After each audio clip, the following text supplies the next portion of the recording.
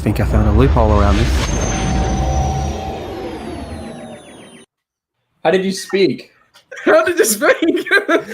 I found a loophole around it. Just unmute yourself after it starts. Something like that, anyway. Welcome, everyone, to the Expanding Universe Book Club, where the logo is going to my head, so I'll just do this for a minute. We're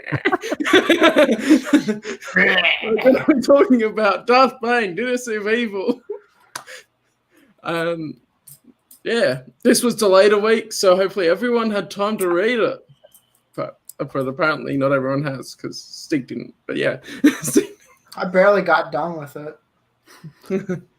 What? In 4 weeks? Yeah. Wow. But yeah, so... I was best shop last night. Oh, yeah. Jade Shadow saying, let's get this party started. That's right. Let's get it started in here. Saying, bring back the EU, and I said, technically the EU's never left, it's just severely cut off. Like, yep, criffing. Fucking elitist.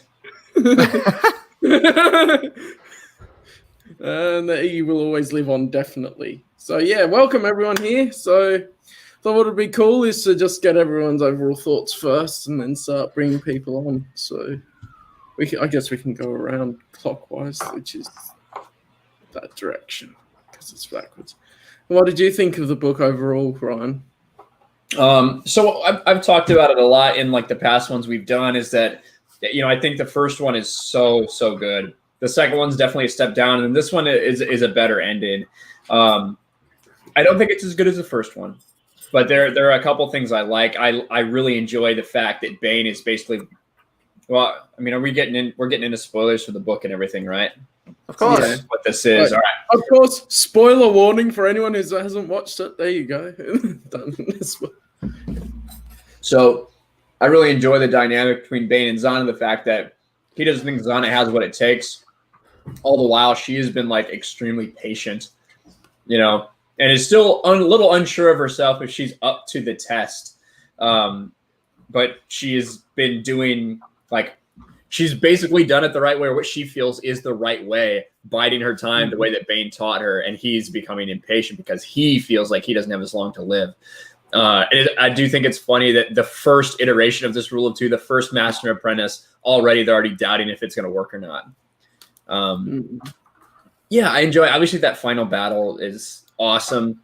Yeah, the middle where he gets ambushed at his house, I think that's a really cool scene where you see what's her name, the Huntress. Is that her name? What's her name? Yeah, Huntress. Yeah, Huntress. Yeah. When Huntress like kind of shows her like her innate force powers, that like instinctual ability to kind of not cut off exactly, but just disrupt others' connection to the force. Like cloud. Yeah, exactly. Just make it a little bit cloudy. I don't think you're on drugs or something. I think it's interesting. I really enjoy this book. It's a great finish. It's not like a 9.5 or a 10 like the first book, but it's definitely a solid 8 or 8.5 for me. Bionic Belly Button, welcome. The book was definitely great. I loved it. And of course, there's the doggo with Evan. There's the doggo. Yeah. Coming in. So, As if Evan did not have interruptions. We need an animal in his room too. Hey, I'm sorry. I'm babysitting him. I'm sorry. He's a good pupper. Then you don't need to watch him if he's good. yeah. Look at him. He's a happy boy. Yeah, she showed that when she assassinated Med in Dawn. Mm-hmm. But I enjoyed this book. I didn't think it was as good as the first, but better than the second. It was interesting, and I feel like the book wrapped up at the end just way too fast. Yeah, that's but overall, it's a good story, and I like it. My turn? Yeah, your turn, Michael. I agree with Evan and Ryan. It's not as good as the first one, but the first one was just so damn good. And I'll be honest, like, I did not like the second book. I think it's close to being bad. And this is definitely a step up from that one. Zana, I definitely like Zana a fair bit more now. It's forgot quite a bit about her stuff. I agree with Evan as well, though. Like the ending just kind of was like, okay, we need to wrap this up, so they kind of just sped things up a little bit. Bane, he's interesting as always. He does some pretty cool stuff. I particularly like the start of the book where he's training by himself out in the rain. That's probably one of my favorite parts. And like Ryan said, I feel like Zana was so cool in this, man. Like, like the way she's like, well, I'm actually doing what you said. That I'm biding my time. We got 1,000 years. Look, we're playing the long game here. And Darth Bane's like, come on, snap it up. Let's get this going. Try and murder me already. God damn it, woman! Can't you do anything right? Like, I got this. Don't you worry. So yeah, I agree with both of them too. It's not as good as the first one, but not many things are, and it's definitely better than the second one. And they both have the impression that the other one is not doing Sith the right way. You know what I mean? Yes. Like she feels like he's looking for another apprentice or whatever, and he feels like she's too weak. She's waiting for him to get old enough that he dies before she challenges him. Basically, that's an interesting dynamic. And she was going, I want to make sure I know everything before and make sure that everything's set up so I do win. Yeah, she's definitely in it for the long haul, and I like that aspect of it, which I kind of agree with, to be honest. I think she was right in that situation. Darth Bane just wanted to see, I feel in my opinion, Darth Bane just wanted to see Zana beat him so she can be like, hey, look at my legacy. Look at what I've created. This is what I've started. We're going to start passing this shit down.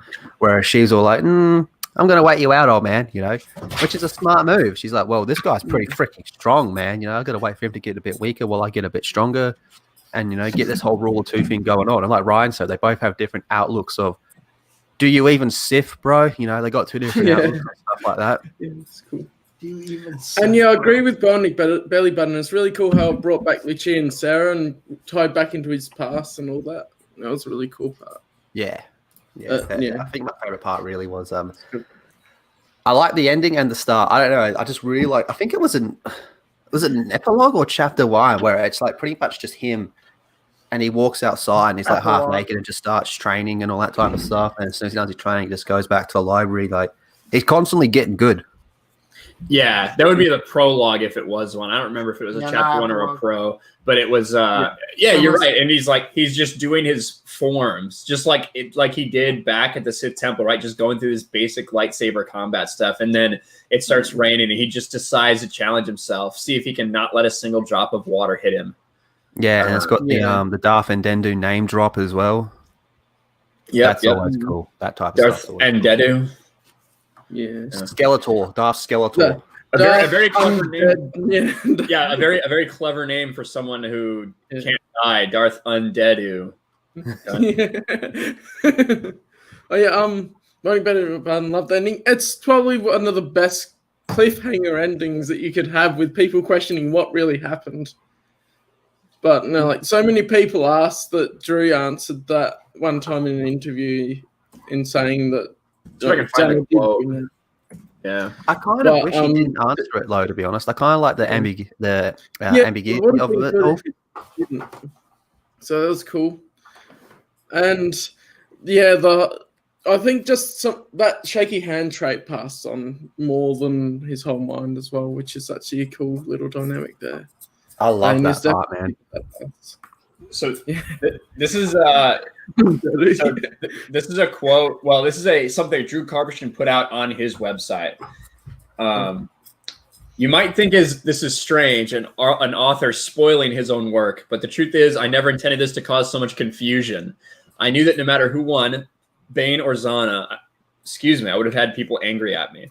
But I didn't want to take the easy way out and dodge the question. I wanted to provide a definitive answer and thought I did, yet some readers are still confused. So who won the final confrontation between Bane and Zana? Zana did. I'm about to I'm reading Drew Karpyshyn. I'll be honest. I thought it was pretty clear in my writing. I wrote the scene from Cognus's point of view to keep you guessing at the last instant. But when Zana proclaims Darth Bane is gone, I am Darth Zana, Dark Lord of the Sith and your new master. I thought it would be pretty clear. The whole thing with her twitching is only to show that some part of Bane had passed through to her. how much was he still alive in some way, or just a small part of his identity was supposed to be the ambiguous part. But I never wanted people to assume Bane had taken over Zana's body successfully. And then he goes in a little more detail, but that's bottom line what he's saying, that Twitch was just supposed to be, it was just supposed to be like, give you guessing for a sec, is part of Bane, maybe still in her, even if she did successfully fend him off. Yeah, I don't know. I kind of wish he didn't answer it, in all honesty. I totally respect his decision, and what he said is pretty on point, but I don't know. I just like the open-endedness of it, where you can be like, oh, did he, didn't he? Yeah. You know, that type of stuff.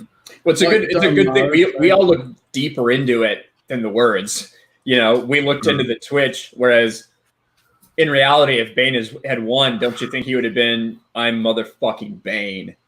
Like, you know what I mean? I have boobs now. Yeah, turn to his new apprentice and being and saying That'd that be he's Darth crazy. Bane. That's how powerful he is. That he just That'd died be in front of crazy if you. he's just like, okay, now I'm female. This is interesting. He just turns back. He says, "The Force is female." Oh, what? It's not clear at all. Could be argued either way, and Teresa said it wasn't clear. Yeah. I'm sure we'll be talking more about it as we go along, like when Teresa comes on and stuff and talks about it.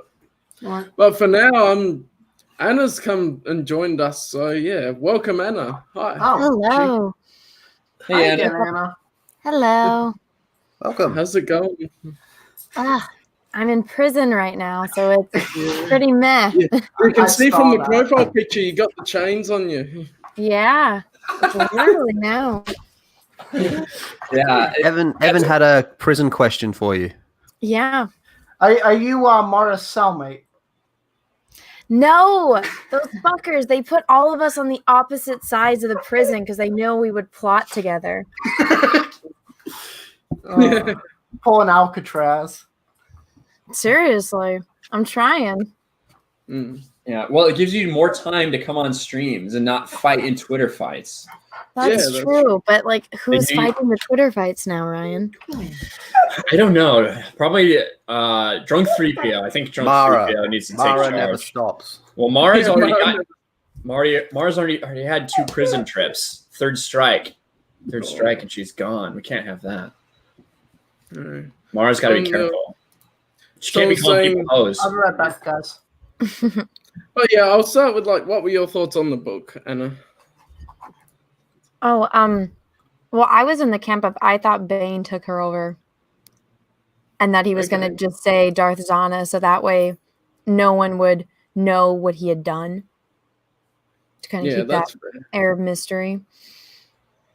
But I don't know, it kind of crushed my soul when I found out the truth. And I was like, God dang it. Because I didn't like Zana. So I was like, that was going to be so cool. Especially since I had read Plagueis before this. And he mentions something about how the teachings of Bane had been lost on how to do the essence transfer. And then he said something about Bane's disciples.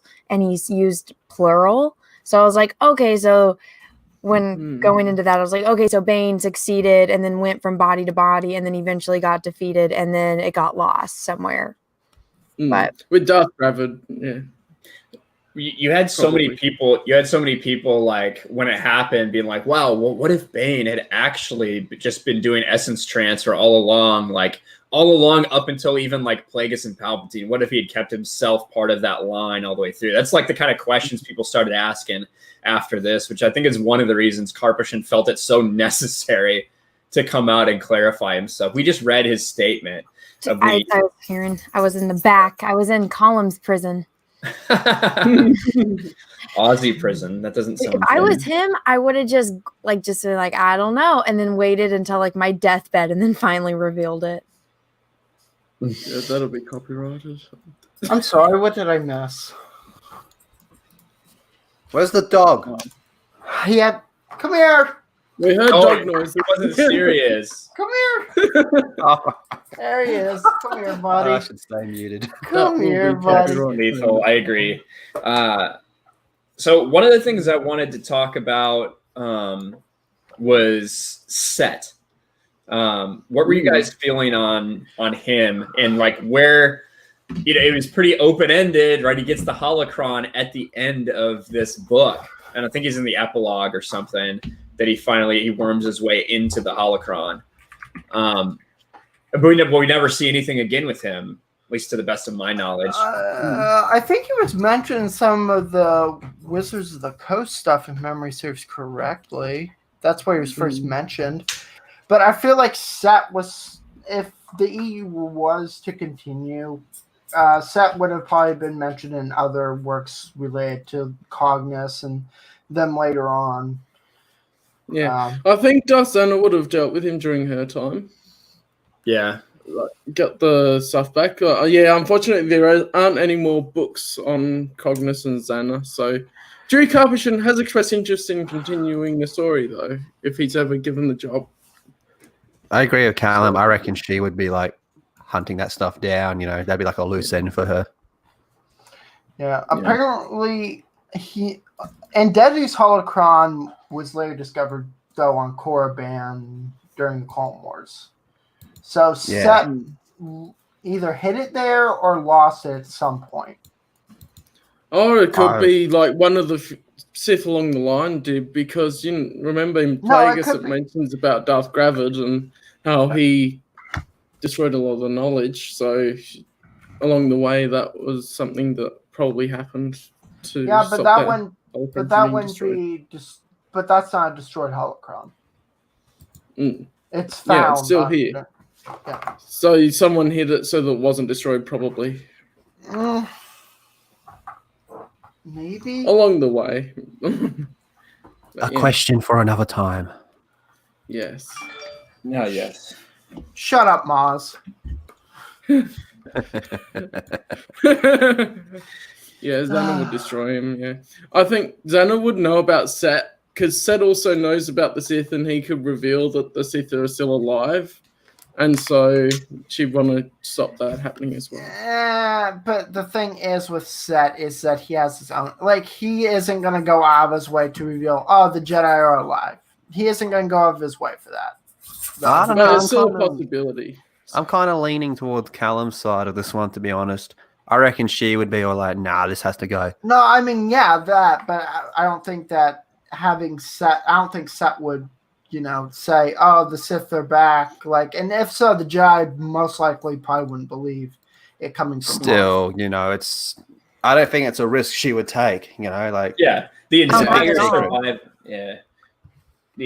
survival of the Sith depends on them staying in secret. And she has to just be pissed at him in general for, like, continually betraying her, like, over and over again. Yeah, that's more than enough reason to go kill her. Yeah, exactly. I think. Well, but we do know that Xana is not someone who just kills people for the hell of it. She does have a purpose behind it. However, I definitely think for him, there would be the purpose. You would need to keep him quiet about everything that happened. And I agree with Evan, though, that Set wouldn't be someone who would just, because he's the Jedi are looking for him too. It would need to be definitely 100% in his interest and his only option to go to the Jedi and tell them the Sith. And he would never do that. Yeah, but Xana would definitely murder his ass. Oh, there we go. Yeah. Like Mara's saying, Set would only do it if it benefited him, which is true. I can see that. Like, he could come to a point where he goes, okay, I'm about to tell the Jedi because this will benefit me because she's after me. Well, the Jedi still probably wouldn't stop them, believe but him. then Xana gets him before that happens, and he's a loose end. Something like that could happen. Put him in the fot bomb. Yeah. Put him in Gethany is what you said? Sure. Just get rid of him. He's got to go. I mean... Yeah, Set was a douche and a reminder she chose her apprentice poorly. I mean, technically, Set has access to essence transfer, though. That's the thing. Yeah. I think everything about Set is he's just too much of a loose end. It's just not worth the gamble. Yeah, but if you kill him and he knows essence transfer, he can live a while. And I think that's... I could be wrong, but I think that's what some of the RPG stuff had said, was that I think that he might still be around. Yeah, but with essence transfer, you have to be sound of mind, and you have to have the stronger will than the person that you're taking over. So I don't know if necessarily he is, that. Right. I mean, Set doesn't have the qualities of a strong will, but maybe And he there's a way could around learn it. from the holocron as well and get to the point where he might be able to attempt a challenge to do it. Right. And so cause more problems through that way. Right. I mean, Bane accessed the holocron for specifically that kind of information, but maybe there's more to it that the holocron could have explained. That's a whole other thing. Mm-hmm. And that was awesome how Bane just went and rip this information out of the holocron. That was kind of my, when Bane did that, when he basically just invaded the holocron forcefully, I thought he destroyed it, to be honest. I didn't think it would really work after he did that. You would think that it would be destroyed, but I guess he has to keep it intact to be able to get the knowledge out of it, so it would have to be destroyed when he's pulling out. Yeah. It's not like God damn it. Why'd you have to use that word, bud? it's not like ripping a page out of a book, It's not like you just go, I'll just take this part, fold it up, and you got the rest of the book there. It's like, oh, no, the whole thing's broken now. The whole thing you have to be careful with. But thinking of that, what the fuck, Evan? Well, we know we know how sensitive holocrons are because of everything Bane had went through to make his. So I just felt like to do something that invasive to it, I thought it would ruin it. But maybe it Evan. I'm sorry, bruh. Mute yourself. I'm sorry. That screeched. Oh my gosh. I'm so sorry. What the mute button is for, sir. Buddy, you need to be quiet. I'm recording. Evan or go get Callum. your green ball. Callum. Mute him, yeah. Yes. Oh. I can mute him. Yeah. If that happens again, I'll mute you. Yeah. So Mary's in the chat. Hi, Mary. With my strawberry muffin. Yeah. I'll be back. I'm gonna go put this Oh, up. Bra moments. Cool. So we do have Mara here ready to join us. So yeah. Hello, Mara. Hello and welcome to prison, Anna. Thanks. Sucky to be here. That's not a good sign. Well, this is further proof that women can't call men hoes, but men can do it. Exactly. know. The way God intended it. Oh no, I was ranting earlier. I'm like, did you I'm sure you guys all saw snippets of what I dealt with the what was it, Birds of Prey shit. Mm-hmm. All of the stuff that those people said to me, none of them got banned. I called Jeremy a hoe and talking about how hoes complete the circle of life, and I get banned. I'm like, this is bullshit. Makes sense to me. That's fair. It was actually me. I'm the one that reported everything. God You damn can't it, call a Renee. man a thought. You both deserve to be in Twitter prison. Wait, you got for calling a man a thought? Yeah, it was a man. He had him in his profile, so it was a man. It doesn't make him a man. You I called him a misgendered thought, him. and I got suspended for 7 days. Oh my God. See, mine says that unless I delete my tweet, that I can be in suspension for 14 days, but it takes up to 2 days for them to look at my appeal. So I appealed it, and somebody was like, no, you shouldn't appeal it because then you can get your whole entire thing taken away. And I was like, no, fuck that. This is a fucking joke. I'm not deleting this. Oh my gosh. I'm so sorry. Are we allowed to cuss? I don't care. You already did anyway.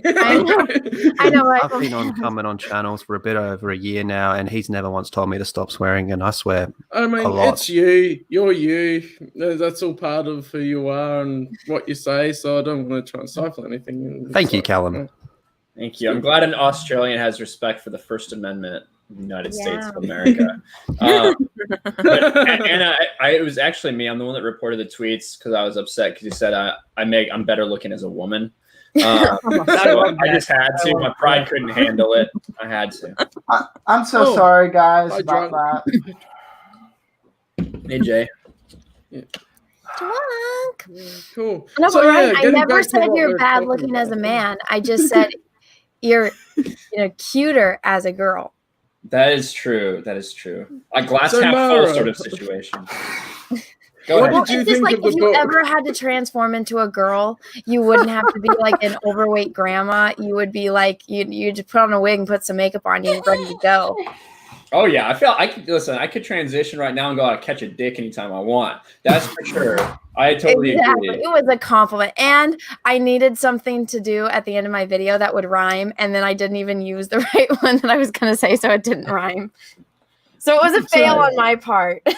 Yeah. But it was funny. You weren't expecting that at the end, were you? Mm-hmm. No, I was not. I saw myself tagged, and I'm like, all right, well, not a hoe. I guess I'm a pimp, and I'm waiting, and then nope, not a pimp or a hoe, just a female, just a good-looking female. So back to Darth Bane. What did you think of Amara? Is that what the stream's about? Huh? Yeah, that's what the stream's about. I mean, it's definitely a step up from the second book because, like, you could tell that he had at least more time writing this one. He was able to put his heart more into this one than he was into the second book, and tied everything back to the beginning, to the first book in the trilogy. So it all basically comes together. It all flows from one to the other. It's all one trilogy. It doesn't feel like three separate books. And it was supposed to be a trilogy. Which is cool. Mm-hmm. I definitely agree as well. Is that they definitely had more time to be able to polish it. I think that's so clear because somebody was talking about the Sarah and Lucia stuff. I think that's more clear than anything else that Karpshin had more time. He could actually go back and look and see like the things that were set up or could potentially have been set up in the first book with those characters and able to make that such a big part. You know, his time with the Gloomwalkers was never addressed basically at all in the second book. And that was a huge, like, formative part of like his life, not mentioned on the second book. And then the whole arc with Sarah was very unique as well. Also going back to that experience that like changed her life completely. Yeah, I really enjoy this book. What, Mara? What do you think of the ending being clarified by the author? I wish he hadn't. I always like it when books are left open to interpretation because that just leads to better discussion amongst fans. So he should have said, you know, like he shouldn't have clarified it to begin with. But two, if he was going to give any response to that, he should have said, you know, I leave it up to the Star Wars community to decide if Bane was successful or not. See, I'm kind of more of a solid stance where things need to somewhat be explained like that.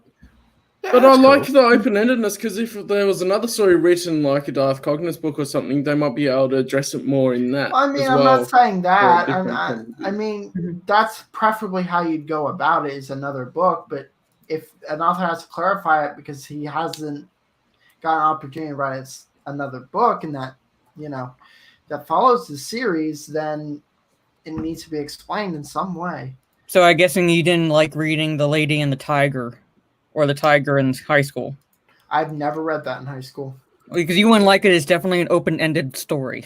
No, I mean, I like open-ended stories, but I think in a universe such as Star Wars where everything generally is explained through some form or another, you know, open-endedness is good in some ways, but a case like this is not. I get that. Like this because I feel like our community divides itself enough on issues where we literally bicker amongst ourselves like the Sith we are. But do you think the bigger problem? Just fuck off. But do you think the bigger problem is the fact that there was no sequel to this? So it could have been like he puts out this tease at the end of the book that you read it and you're like, what's up with this? You know, where's this going to go? And then you're like, okay, we'll find out if they did a Zana trilogy or a Cognis trilogy, whatever it may be. And because that never came, that was kind of just how we're sitting here like this not really a definitive answer. So he kind of has to make the statement to wrap everything up. I mean, I don't know. As I said, like, it would have been nice to see a continuation with Zana and Cognis, but I didn't think it was necessary for the ending of this trilogy. So how would you have done it? How would you have ended it? Well, no, I would have ended it the same way because I'm like of the mindset where I like it open to interpretation. I like being able to discuss aspects like that of the books. I don't want it to be like definitive. Okay, here's the end. she definitely won sort of approach. I wanted to be like, did Bane succeed? Is it actually Bane in her body, or did she win? And he just was able to maybe transfer a little bit of himself into her. Well, okay, let's say the statement never came out. What would your interpretation be? You broke up there. I don't think it's my fucking internet. What? I think it is your I internet. heard Yeah, him. it I is think your it's your internet. internet. Because you're not We've so- got 8-bit So accusatory. Mara. Yeah. I know. She's No, I just said straight- my internet. No, it says my internet. It's been going in and out. Yeah. I agree. Yeah. It's if you didn't have the conclusive answer, what would you think happened? Like if the statement never came out, what would your interpretation be? Well, actually, my interpretation would have been that he had been successful in transferring his energy or himself into her because of the whole her twitching or doing this with her left hand. That would have been my interpretation. See, I don't think think that he maybe would- it. Hmm? I think I don't maybe think it's he would not as have big a been deal to real- me. Yeah.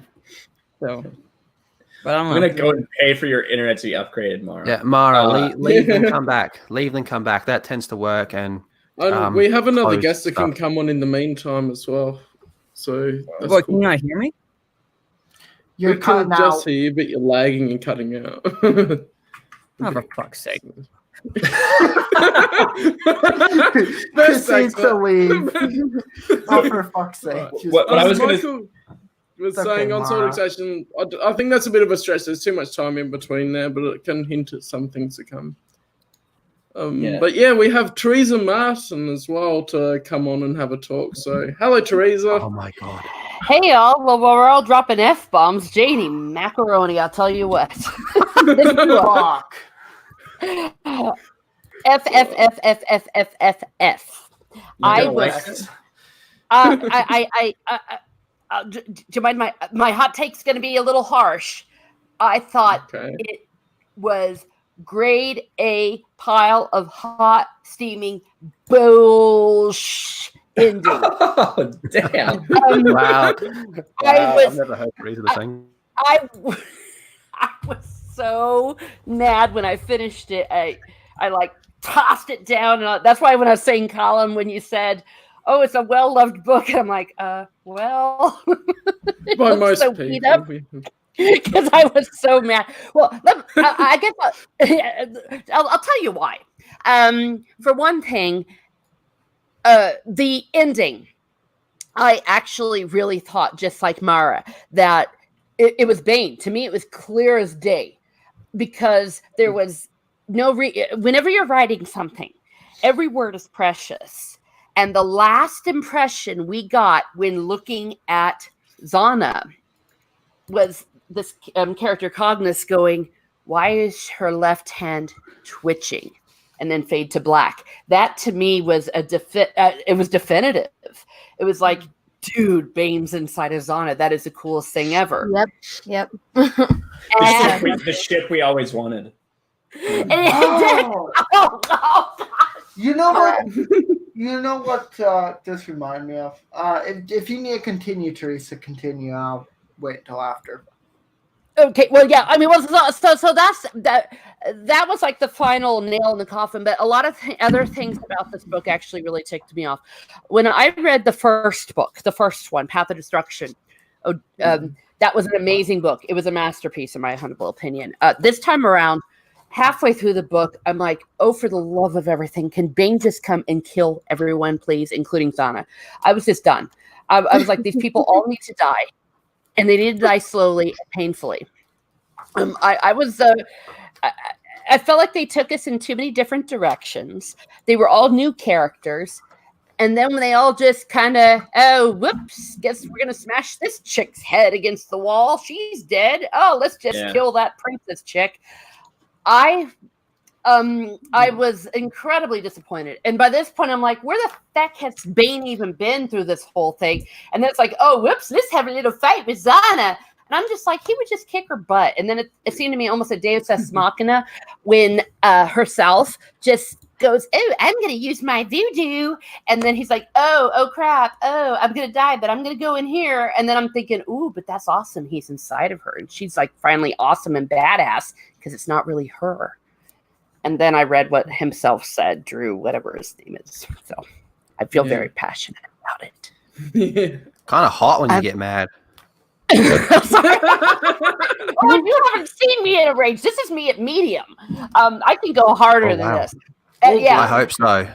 But and if someone were to say, what did I want to have happen? What would have actually been a lot cooler than Cognis or whatever the hell her name is becoming the Sith?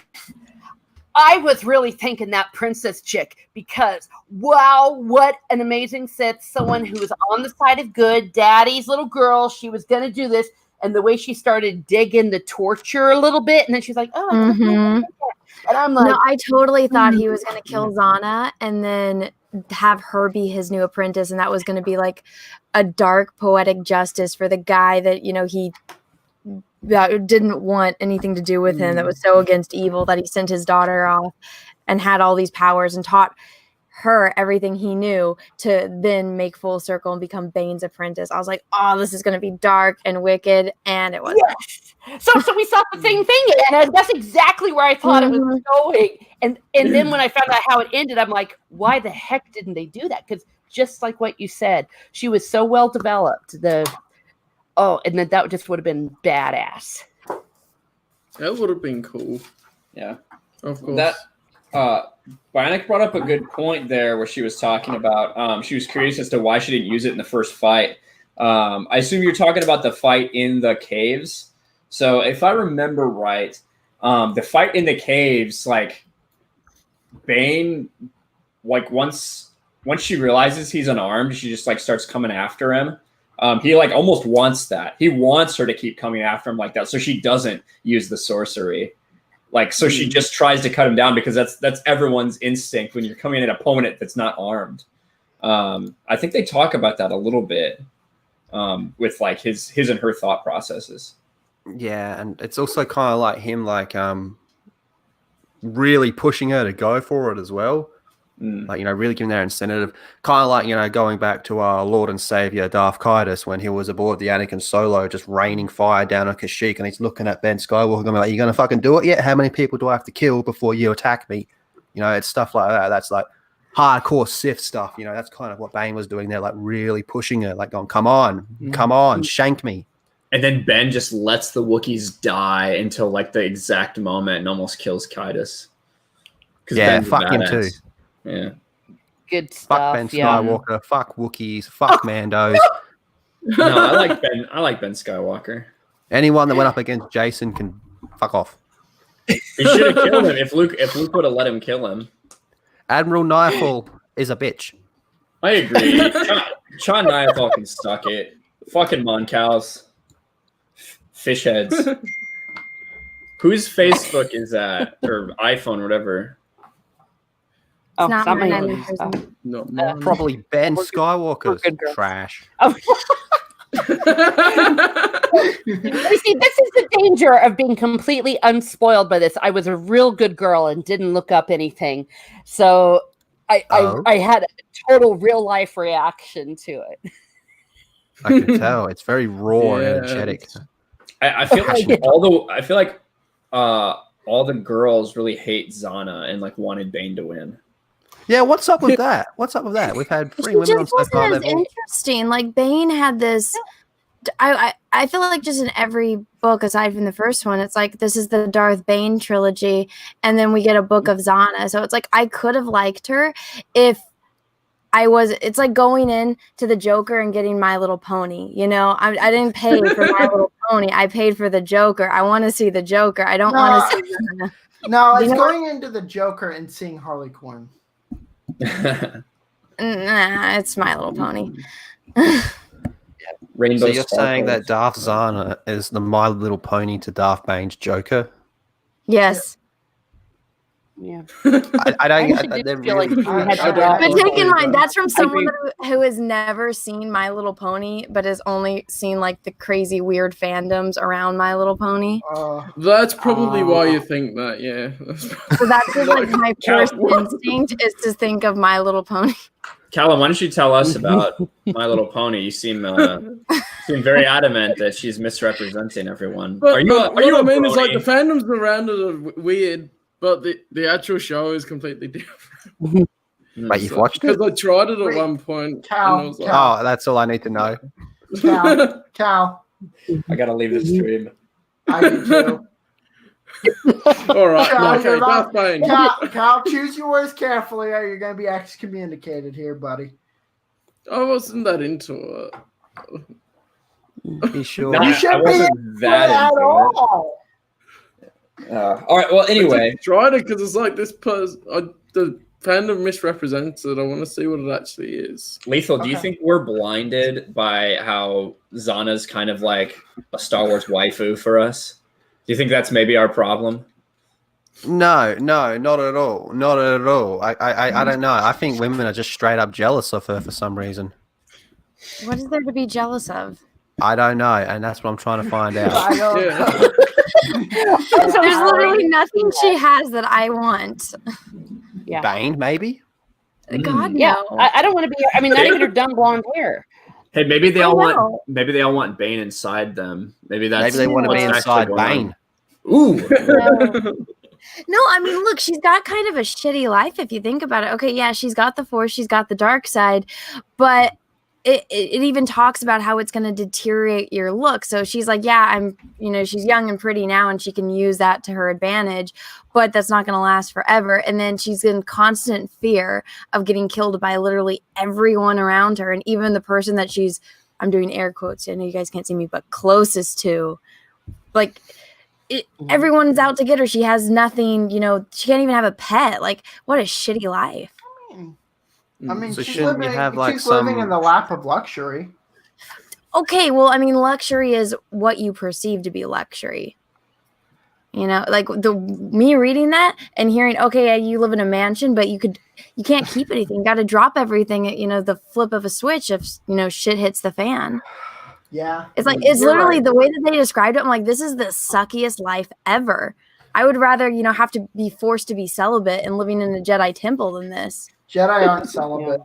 Sith life, man. Sith life. It's Well, they all break the vet if they're supposed to be. Well, and I think that's the thing about Zana is also I never felt like she had the raw hunger of even the Huntress character. I never felt like she had that raw dark side anger in her. So I never felt her ambition the way I did. I expected to. Mm. But you kind of got to remember, like, she was picked by Bane. Like He the whole literally thing is picked the Bane first questioning person her he came into ambition. contact with. The first freaking one. He didn't do any testing, anything. He's just like, oh, little kid. Oh, you killed something. You have the Force. Want to go on this little quest? All right, deuces, do it yourself. Because he could shape her mind to be how he wants her to be. Well, I know, but you could have found another kid. Well, I would say that her test, like the test to determine whether she would become his apprentice was, hey, meet me halfway across the galaxy, figure it out, little girl. And then she like murders an entire family, like an innocent family on board, like her trip to Onderon. Or I guess, I don't know if she was going to Onderon or Duxon. I think she was going to Onderon. But yeah, I feel like that was the test to determine whether she was worthwhile to actually train for him. Okay. Yeah. And you're asking, I guess because you were all asking why we don't like, or I don't like her. I just didn't feel, maybe she needed to be more developed, perhaps. With this book in particular, I feel like they should have not maybe thrown in some of those extra characters and just really focused it on herself and Bane and them going up against together, especially if that's the way it was going to be. Then really he should have zoned in my opinion, on Zana the same way, and Bane, both of them, the same way he did in the first book, instead of introducing all those other characters, in my humble opinion. I really think that there was a lot of thoughts that there was going to be a Zana follow-up, whether it was a trilogy or just a single book. I really feel like a lot of people thought there was going to be one. I agree, and I feel like that's where most of people's criticisms come from, especially in regards to Zana. It's like, if there was a follow-up to this, I think it would kind of go out of its way to put a lot of these criticisms, in check to be like, okay, I find it difficult to believe that he did not plan a follow up to this when he was initially doing this. But here's the thing, though. Does it, because we already have something of Zana in the first, book, and then like in the first trilogy.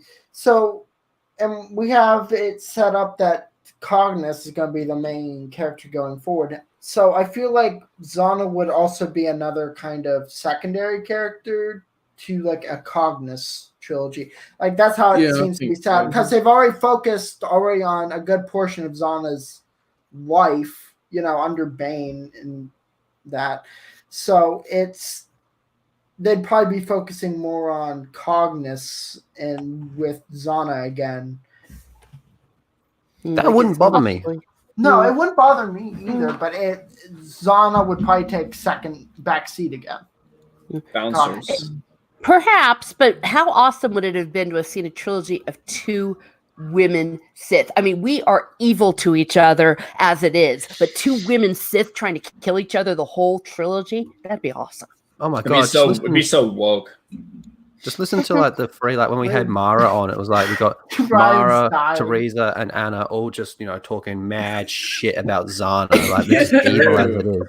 Imagine what it would be like, if actually 2 Sith together. It's because they're threatened. Look how much. Anyway, I'm just going to give some examples here. Darth Tenebris and Darth Plagueis got a fuckload done. Darth Plagueis and Darth Sidious got a fuckload done. Darth Sidious and Darth Vader built a galactic empire. What do these all have in common? They're all men. And you know what? You know what? Not a whole lot happened between Zana and Tenebris, to be quite honest. Just a whole lot of women bitching. A whole lot of That's what I'm saying. like You'd have a bunch drumming of women off support. EMS. It'd be awesome, actually. It'd be Mean Girls Sith style. Mean Girl. oh my god, that's exactly what it would be. When they have their big duel, they'll be pulling each other's hair in between the lightsaber things. On Wednesdays, we have pink lightsabers. Oh, pretty. This is why I didn't get an empire. Oh, okay, never mind. I'm sorry. Well, actually, I kind of agree with you, Lethal. Men do get crap done. I'm totally. I have no objection to that. I don't. I'm more than happy for them to do crap for me, and while I sit and read my books, absolutely, yeah. Jason Solo did. I think it's awesome. I have no objection. I mean, you're right. Men got crap done. The women would have just sit around and bitched and clawed each other's hair out. Said, "Ew, I want to be a Sith. I want to be a Sith. I want to be a Sith." This is why you all hate Zana. I have a perfect way to decide the Dark Lord of the Sith next. Mud wrestling. Go. Evan's becoming so toxic. Lana Beniko versus Darth Zana. So if I ever write a Star Wars book, I'm gonna put mud wrestling in just for you. And then what are they? They're gonna immediately go, "Oh, look at this toxic man." I'm gonna be like, "I'm a woman, bitch." Now what are you gonna say? Now what's your argument? We basically had that in The Mandalorian. We had mud wrestling in The Mandalorian between The Mandalorian and a Mudhorn. So it's already in Star Wars. Your little Yoda. Yeah, it's really a good thing that Baby Yoda decided to save Din Djarin, with the Force, and not himself when he was about to get blown the fuck over by that. Anyway, Ryan, did you see what One Ass What a Bitch What a Cuck did about? He did a video about you and like the little Yoda animatronic thing coming out. Oh, when he copied when I was doing a cappella singing to I Can Show You the World, and he laid that over the actual song that's in a different key, so I sound like fucking shit. Yeah, I saw that. With your face on the video.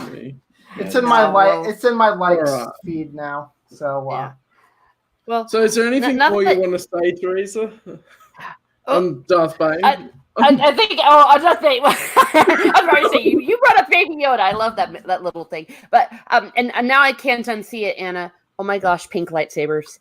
Let's make it happen. You get them in total. Yeah, they have a. They actually have.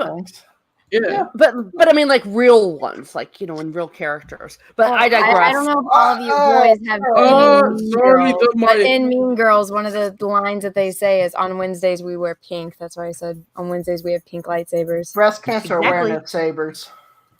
Well, That's not the only thing pink is used for. I know. My I'm just Sith saying. Inquisitor is not a real character then. Yeah. Well, sure. I think I said it all because Callum, or because I like inhaled and all the rage and all the dark side came out of me, and I it actually feels really good to get it out of my system because I was very, very angry. I mean, I wasn't like Last Jedi angry because like it was a different kind of anger because I can't say objectively that it was a bad trilogy.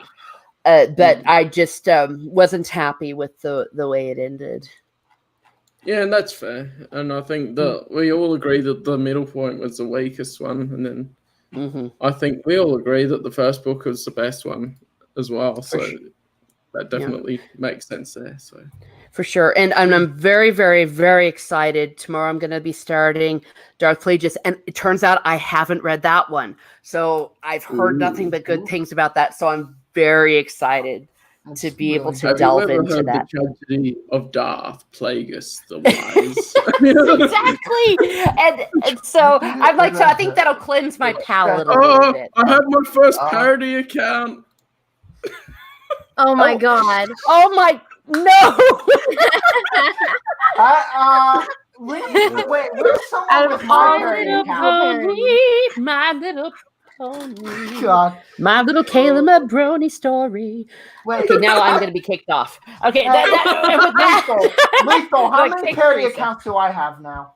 Do you think? I don't fucking know. How am I supposed to know? Well, Tulip- because it first appeared on your live Tulip stream. came to say hi to your parody account. Oh, Jumped up just to say hi, Look and now at she that. doesn't care. Okay. Hey, Tulip. Hi, Tulip. baby doggy. She has no idea what's going on. She looks like you just. It looks like you sounds just. like the rest of us. Yeah. Looks like you just slipped her some Benadryl before the stream. Oh. No, it was going crazy. She wanted up. I think it's because I was eating. I can't say the word or else she'll go crazy. But I was eating, and so she was like, bacon. "No, it was a sandwich." But if I say like OOD, she goes crazy. Well, sure, Evan. So Look at that's her. what you needed to do to your little puppy NyQuil, the one that was barking. Oh my god. He's like he's a wild man. Just Oh, like well, there you his brother there. Yeah. He's great. Okay. No, I What's have a parody Profile account. picture on this. Oh, I'd have to find it, but Well. Uh, Do you have any? Are there any Darth Bane parody accounts? probably. Don't know. Anyway, thanks, Teresa, for coming on. It was interesting, different point of view. I always like the different point of view because we can talk about stuff. That was good. Thank you, So, Teresa. yeah, That's that's good. I Thanks gotta for go just- back. Thanks for disrupting the narrative, Teresa. We needed some different. Hey, you good? Don't we There you all go. think No, the that's same, just a check Ryan? of the narrative. We're We're all a supposed bunch to. of mind robots. Yeah, no, sorry. Yeah, well, I guess there was a glitch in my system. No, teasing. Once again, it's always a pleasure to talk to you all. Thank you very much. Thank you, Anna. Thank you, gentlemen. Thank you, Mara, backstage. And I'll see you next time for Darth Plagueis. Can't wait. See Bye, ya. Teresa. Bye, Teresa. Bye. Teresa's gonna be on my Thank you. channel tomorrow. Catch her there. Cool. Oh, thank For you. what? What's your stream tomorrow? I'm just doing my normal Sunday stream, but I've got a couple patrons coming on, and Teresa is one of the first people who ever signed up with I me. wish I had So she money will be to become on. your patron, Oh, thank you. so I could come on. I wish you did too, Evan. You gotta pay up, man. Thank you. Okay, well, Thank you, I Teresa. know. thank you. Catch y'all later. Yeah. Bye. Cool. See ya. Evan, you've been on my Bye. channel for EU book clubs. Yeah. I thought we might as well bring back Mara since she's in high resolution now. Oh, I don't know, yeah. Yeah. Bonnie Billabane saying it seemed like Bane was able to experience the horror of the void with his mental faculties intact, whereas he established in book 2 that the people in the thought bomb were ripped apart minds. Yeah. Bane had a strong enough will, and he knew about how the thought bomb worked to be able to resist it. So that's awesome. And so it probably helped with Xana's pulling out the subconscious thing and doing the creating monsters with their sorcery, or his resistance of that. End of 2019. But yeah. High definition Mara instantly makes this stream non-monetizable and non-child friendly. That Yeah, seriously. smile, that damn smile. Okay, I remember the stream now, Lethal. It was the end of 2019 or the Phantom Hangout. How the fuck do you remember this shit? Because I liked the video. So yeah, Mara, you had something a bit more to say about like the different way the Sith approaches philosophy. Well, I mean, I just commented, this is kind of going off of what Teresa said, where this Xana didn't seem to crave the power or anything like that, the way Bane did. And I just put in a private chat that they're kind of different approaches, where it's like, yes, you still like it's still all about power, but not all Sith will go about brute force methods like Bane in his personality. There are some that are more subtle, they're more manipulative and things like that. So to say that Xana doesn't seem to be crave the power, I don't think it's fair exactly to her character, because she's just taking a different approach to it versus how Bane approached it. So yeah, that's it. And I did not hate on Xana, Lethal. I just said I like Bane more. Did you think that Xana won in the end? Well, what I was saying was I thought actually Bane won in a way. Yeah, I thought that he'd actually transferred his essence to her. So, what's with every female wanting that to happen? I saw him say that's why I asked the question. Like that happened. See, but when I saw it, I thought that it was just when I saw that for a second, I was like, okay. But I was like, as me, if I were Bane, there's no way that I would tell everybody I was Xana. I would want Cognus to know that that's how powerful I fucking am. This is who you need to become. I am Bane. Yeah. I am the Sithari. That's the frame I would come from. Maybe, I don't know, as a man, I wouldn't have wanted to be so subtle and been like, ooh, I don't want anybody to know it's me in here. I'd want to let everybody fucking know. That's right, man. You want a tower and supremacy. That's right. I don't think Bane ever was. I wouldn't want to reveal that I had won, just because then you would have all of them trying to not just kill me, but basically trying to learn the same power, and that's something that I would want to keep for myself. Okay. So I wouldn't reveal that. So at least I wouldn't kind of go reveal against right the rule away. too? What? Doesn't that kind of go against the rule too? Right. Well, we see with Plagueis, that there's ever since this, the Sith have broken the rule of two. They don't exactly adhere to the rule of two. But Bane wouldn't. Strong. Yeah, Bane wouldn't. I mean, Darth Krayt, Bane hate Darth Krayt. Darth Krayt rocks up and he's like, "Oh, ancient master, teach me your ways." And Bane's like, "I fucking hate you." Even Darth Nihilus is just like, yeah. And then who else was it? Was it Darth Endendu who was there as well? Was all like, "Nah, you're a bitch." Maybe. And then Krayt was all like, "Nah, you're all trash. You're a bitch as well." Yeah. Fuck Admiral Nightfall. Yeah. So, thank you, Proven. So We've been proven awesome by Proven. Yeah.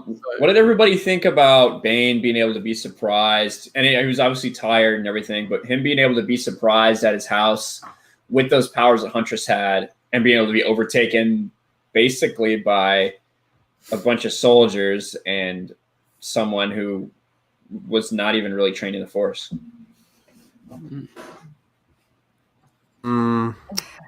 Not everybody all at once. Well, I don't. I just the one time Evan doesn't have something to say. It's too easy. Pay attention. It's too easy to go with the he was tired, and it seems like such a almost a lame excuse in that scene. Because even tired, Bane should have been able to overpower at least the soldiers. He might have been surprised that Huntress had a connection to the Force, but for him to be overtaken by by the rest of them.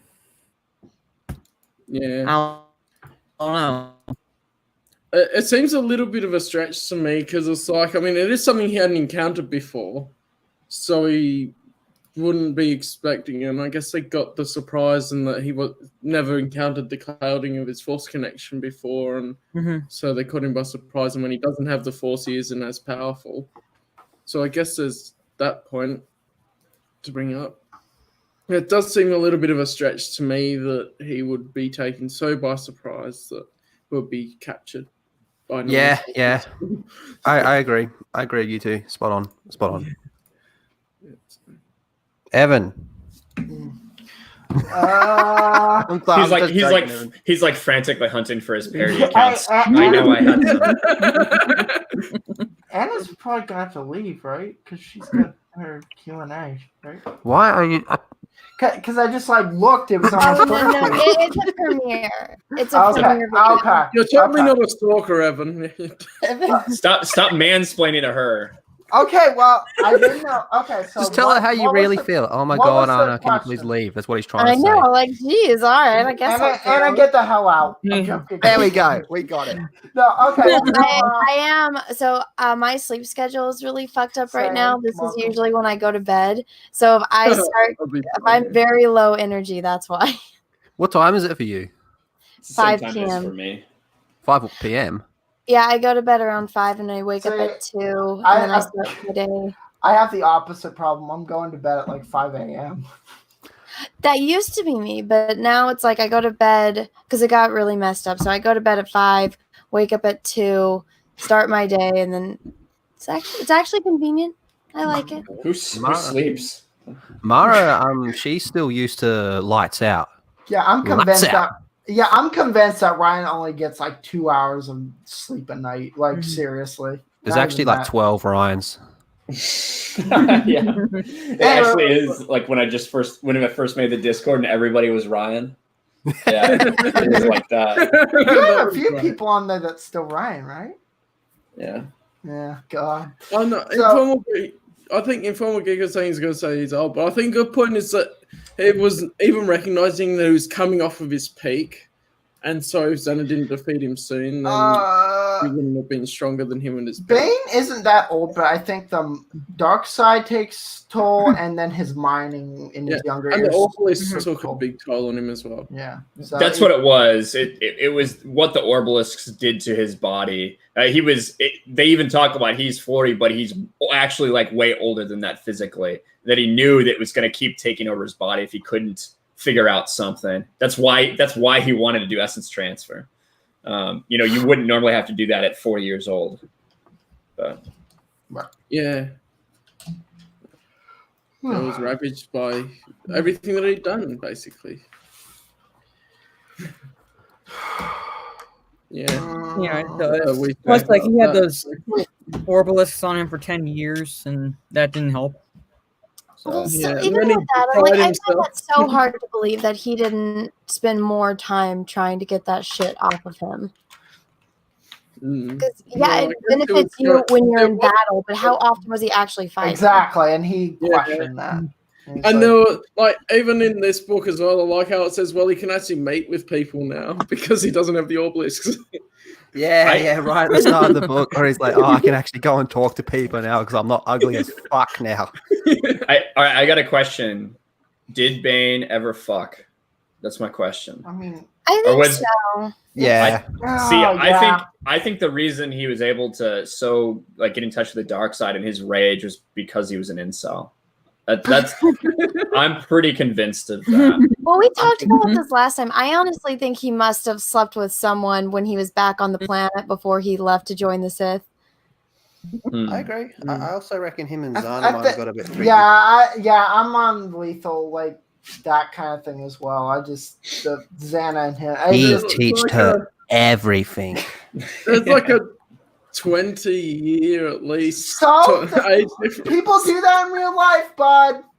Hey, man, the laws are a bit different on Korriban. I will hear your example afterwards then, because have you heard of cougars, gold diggers? I don't think it's that big of a difference.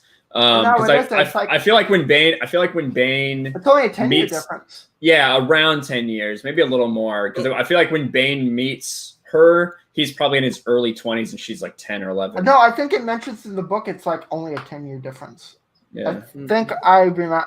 Let me look. Oh, that's not as bad. Yeah, because she's like 10 when. And Bane's like in his 20s. Mm-hmm. Yeah. He just like looks older since of all the mining. 10, 26. It was like a father-daughter relationship, but then he didn't show her any love either. Oh, he showed Well, her plenty of love. He didn't show her love, he showed her passion. There's a 16-year difference, so it's middle of the road. Both with Ryan and Cal. So it's not unbelievable. Also, well, if I think about Jeff Goldblum and his wife, there's like a 36-year difference. Exactly. Wait, with George. What about Padme? We're all forgetting about Padme. That was only like a 6-year difference. No, that was a 10-year-old boy, for fuck's sakes. It was he was 14. She knew what she was doing from day one. 70. Yep. Well, we do have Dave joining us now. So, hi, Dave. Oh, hello. My dude. I'm literally 2 pages away from finishing. What, you're finishing it now? No, it's fine. Look at Ryan. Finish reading it. Come on. I'm done. I'm pretty much done. The battle's done. I know what happens. You gotta read it. No, what's happened was when I first picked up the book, I actually finished the last 5 pages first, and then I read the entire thing. Why the fuck would you do that? I like spoilers. I already know what's gonna happen. That's the problem. That's like fixing yourself a nice 5-course meal, throw it in the fucking garbage disposal, then picking it out and eating it. What sense? Why would you do that? I am a twisted degenerate. Come on. Yes, finish it while you're on stream. Nah, it's fine. It's fine. I finished it because while you were talking, I read the epilogue, and then the coronation of Darth Cognus as Zana's apprentice. So. I spoiled a bit for Dave. Like, it's what was fine. that, 2 days ago? Like I said, I know what's gonna happen because I know the story. I've known it from like 2 years ago. I've just now picked up the book. That's the thing. And it's quite different when you have the first-hand experience, isn't it? Yeah, it's better because I didn't know about Seth Hoth. That kind of. It was a fresh thing from the last book. Like, last book I had Johan as the supporting character. This time I have Seth. I must admit he was far more interesting, even though he's a bloody fucking coward. But it's fine. It was all about self-preservation. That's his character trait. I can understand everything about him. It's fine. He's skilled. I think he knows Ataru. It's mentioned that he knows Ataru. Mm-hmm. And he was a Jedi, so he would have been trained in each of the lightsabers. He was trained, but he wasn't trained to the fullest because he kind of stopped being a Jedi. Yeah, he was a dark Jedi. Yeah, he was a dark Jedi afterwards. Yeah. And then the battle with Zana, where she basically she toyed with him. She fucking toyed with him all this time, and she was like in front of his bed going like, when's he gonna wake up? When's he gonna wake up? Come on, it's been 3 days. Fucking wake up. And it like I can't understand why she ever thought this very obviously very cowardly individual and a schemer and whatnot would be a fit apprentice considering the contrast between the two, but details. But then in the epilogue we see him fiddling with Darth Andedu's holocron, and now I'm interested what happened to him afterwards. And we don't have the story. Why? Just why? I'm gonna blame. Well, you can blame lots of people, but at the end of the day, it's because they decanonized the EU. Drew, why did you do this to me? You don't do this to me. Screw you, Hidalgo. Who pushed the reboot? They're not gonna touch him. You look really so- engaged in the conversation, Evan. So,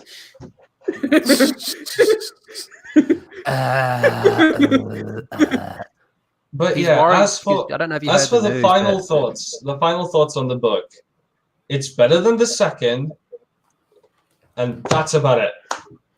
That's about it. Okay.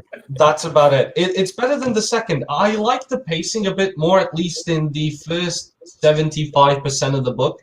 And then when we get to the stone prison, the pacing slows down to a crawl, and I fucking hate it.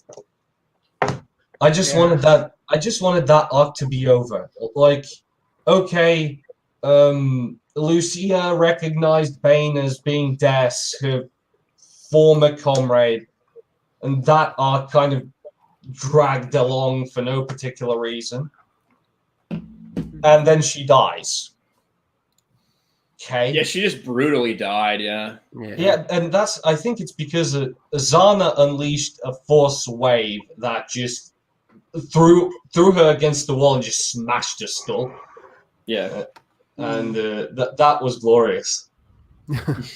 I was like, at those few pages where she's just talking to Bane and just slowing the plot to a crawl, I was just, please, Bane, just do something, kill her, anything. And then Zana comes to the rescue, and thank fucking God.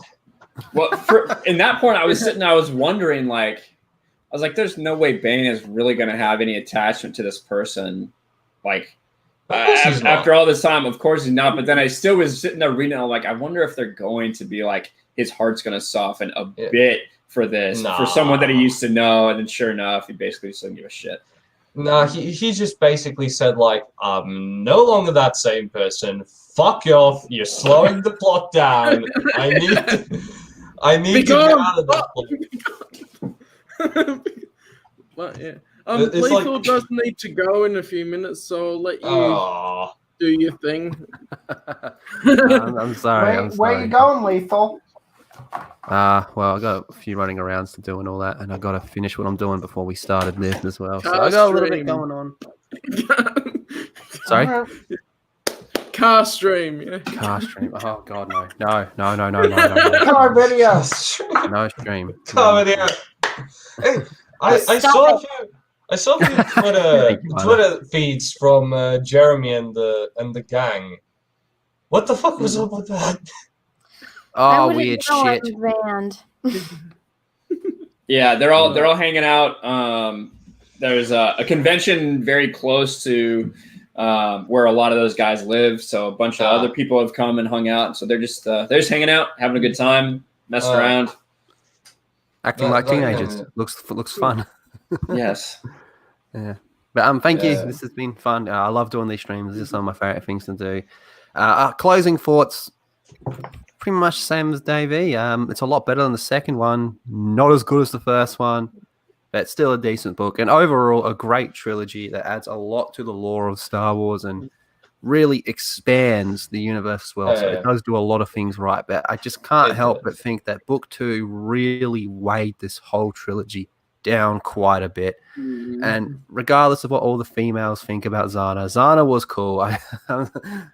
It's sad we didn't get to see more of her in the future going forward, but oh well. At least we know she died. We have Rose Tico now, so all is right. Oh, it's Darth Tenebrous Essence Transfer, and she's still Darth Zana. But I do have to jump off. So thank you everybody. Thank you everybody in the chat that read along, for keeping this going. We'll be back in about 3 or 4 weeks doing Darth Plagueis, so hope to see you all there. It should be fun. Take care, Callum. Take care, Ryan. Take care, time. Evan. Take care, Davey, and take care, Anna. And I'll see you all later. Uru, and fuck them bookies. Fuck Admiral Naya.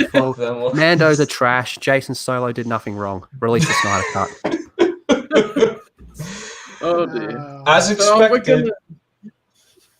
We're gonna try having Mara Jade back on. Her internet might cut out, but we'll see how it goes. Oh, hello, Mara. You want that wine still, right? Just for a little bit, and Mando's because Boba Fett trained Jaina, and Jaina killed Jason. That's true. That is his primary complaint about Mandalorians. Yeah. Yeah. Fuck them. So- I hate them. Pretty much. Bane would kill her. I think Bane would have killed Lucci if she was in the way. Yeah. I think he decided to kind of like not just kill her for the hell of it because she did save him.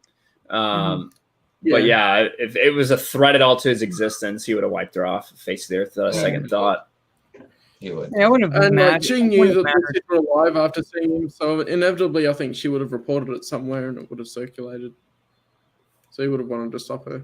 Yeah, it's the same thing like in the second book, for example, where he kind of decides if this person should live or this person should die. He would have just decided, like, yeah, she needs to die. She is of no use to him. She knows who he is, what he is, so better just get rid of her. You know what just occurred to me? What? So the Jedi were investigating Dawn, right? Dawn? Yeah, Dome. Don't. Yeah. Sorry. So, what happens? Like, they were investigating the nobles and everything. What happens? Oh, there's an explosion. An explosion happened. Like, what comes up there? It's like, you don't think the Jedi won't investigate that shit? Two things. I can explain that. One thing is that there's an ongoing insurrection on Dawn, most probably, because there was this one guy who was still holding on to the talismans.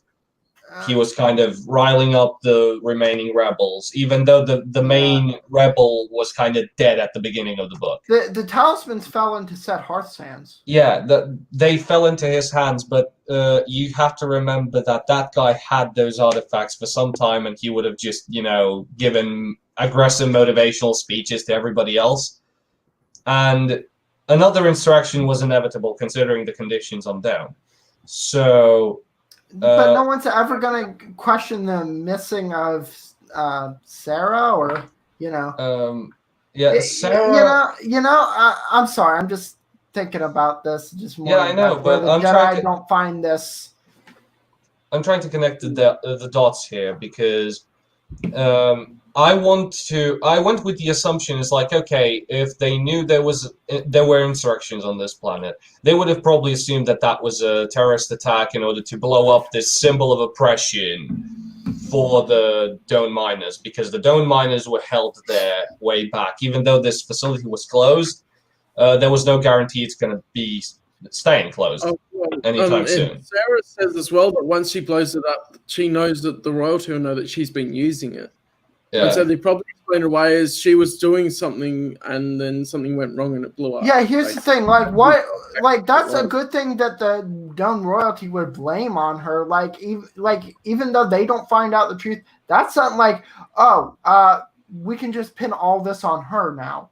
Yeah. And then they go searching for her. That's the thing. Yeah, because she's a grieving widow and she could be completely out of her mind, etc., etc., etc. It's not a thing that the Jedi would be concerned about, especially not in a facility that probably doesn't have those artifacts. And if it did house those artifacts, they would probably be destroyed in the self-destruct sequence, so they wouldn't even bother. Yeah, they'd have to dig through the rubble and find who was killed, and everyone that would indicate a Sith wouldn't be there. As well, and any sort of indication that a Sith was even there would be obliterated, considering the whole thing exploded. Yeah, and there was really hardly anything there because Bane retrieved his lightsaber. Cognis gave it to him. Yeah, his holocron and his lightsaber. Set didn't leave anything behind there, and Xana didn't leave anything behind either. Yeah, which I actually found interesting. In the Legacy comics, Darth Krayt talks to the specters in the holocrons, the gatekeepers in the holocrons of Darth and Dedu, Bane, Darth Nihilus. Nihilus, yeah. Darth Bane has his obelisk armor on that holocron, and it's actually stated in the book that his appearance is with his obelisk armor, which I really like that touch in the comic, because I think the comic came out after this book. Anna won't explain my hissing and everything. Like, she probably won't understand that until she plays KOTOR 2.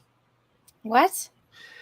Like, anytime Nihilus is brought up, I just go like, yeah, because there's a. It actually it's a gets part of something it. like. That's a really good one right there. It's like a gluttural, like death metal growl. I need to listen But to it again distorted. to see how close I can get. But I yeah, mean, considering this guy is literally a specter bound to a mask and a robe. So, spoilers, Anna. Just I know. I'm trying to tune but it like out. it's a however many years old game. Yeah, So Don't tell me. Yeah. Well, I wasn't spoiling anything.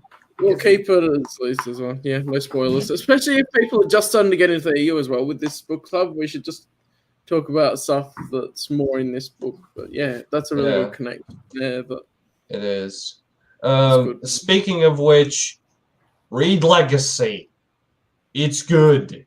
The Legacy comics are great. Yeah. Yes, at least the first ones. The Marvel ones, I don't really know, and I don't want to follow. There's no Marvel. There's no Legacy Marvel comics. ones. There's Marvel. There is some under a Marvel title, like that they're publishing omnibuses of. But that's there was a publication in 2013. It was like a continuation of the story in the Legacy era.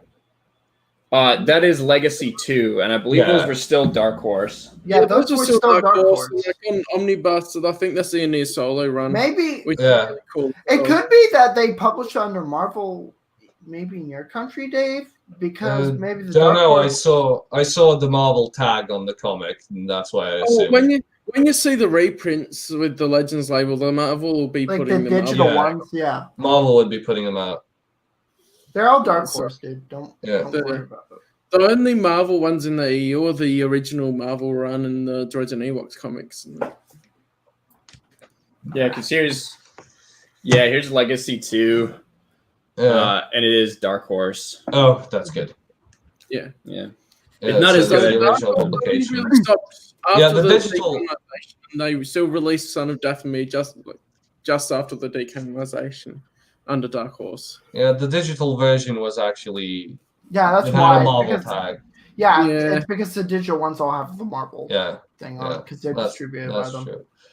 But anyway, back to the book. What point weren't you discussing? Because I was kind of busy. I actually was trying to read 2 books at once. I'm currently in the process of preparing for my exam. I have this little script to study. I have like a giant fucking herbarium up on my cupboard there, and I have to learn over 200 species by heart in order to recognize them in front of the professor. It's good fun. Calamari. Yeah.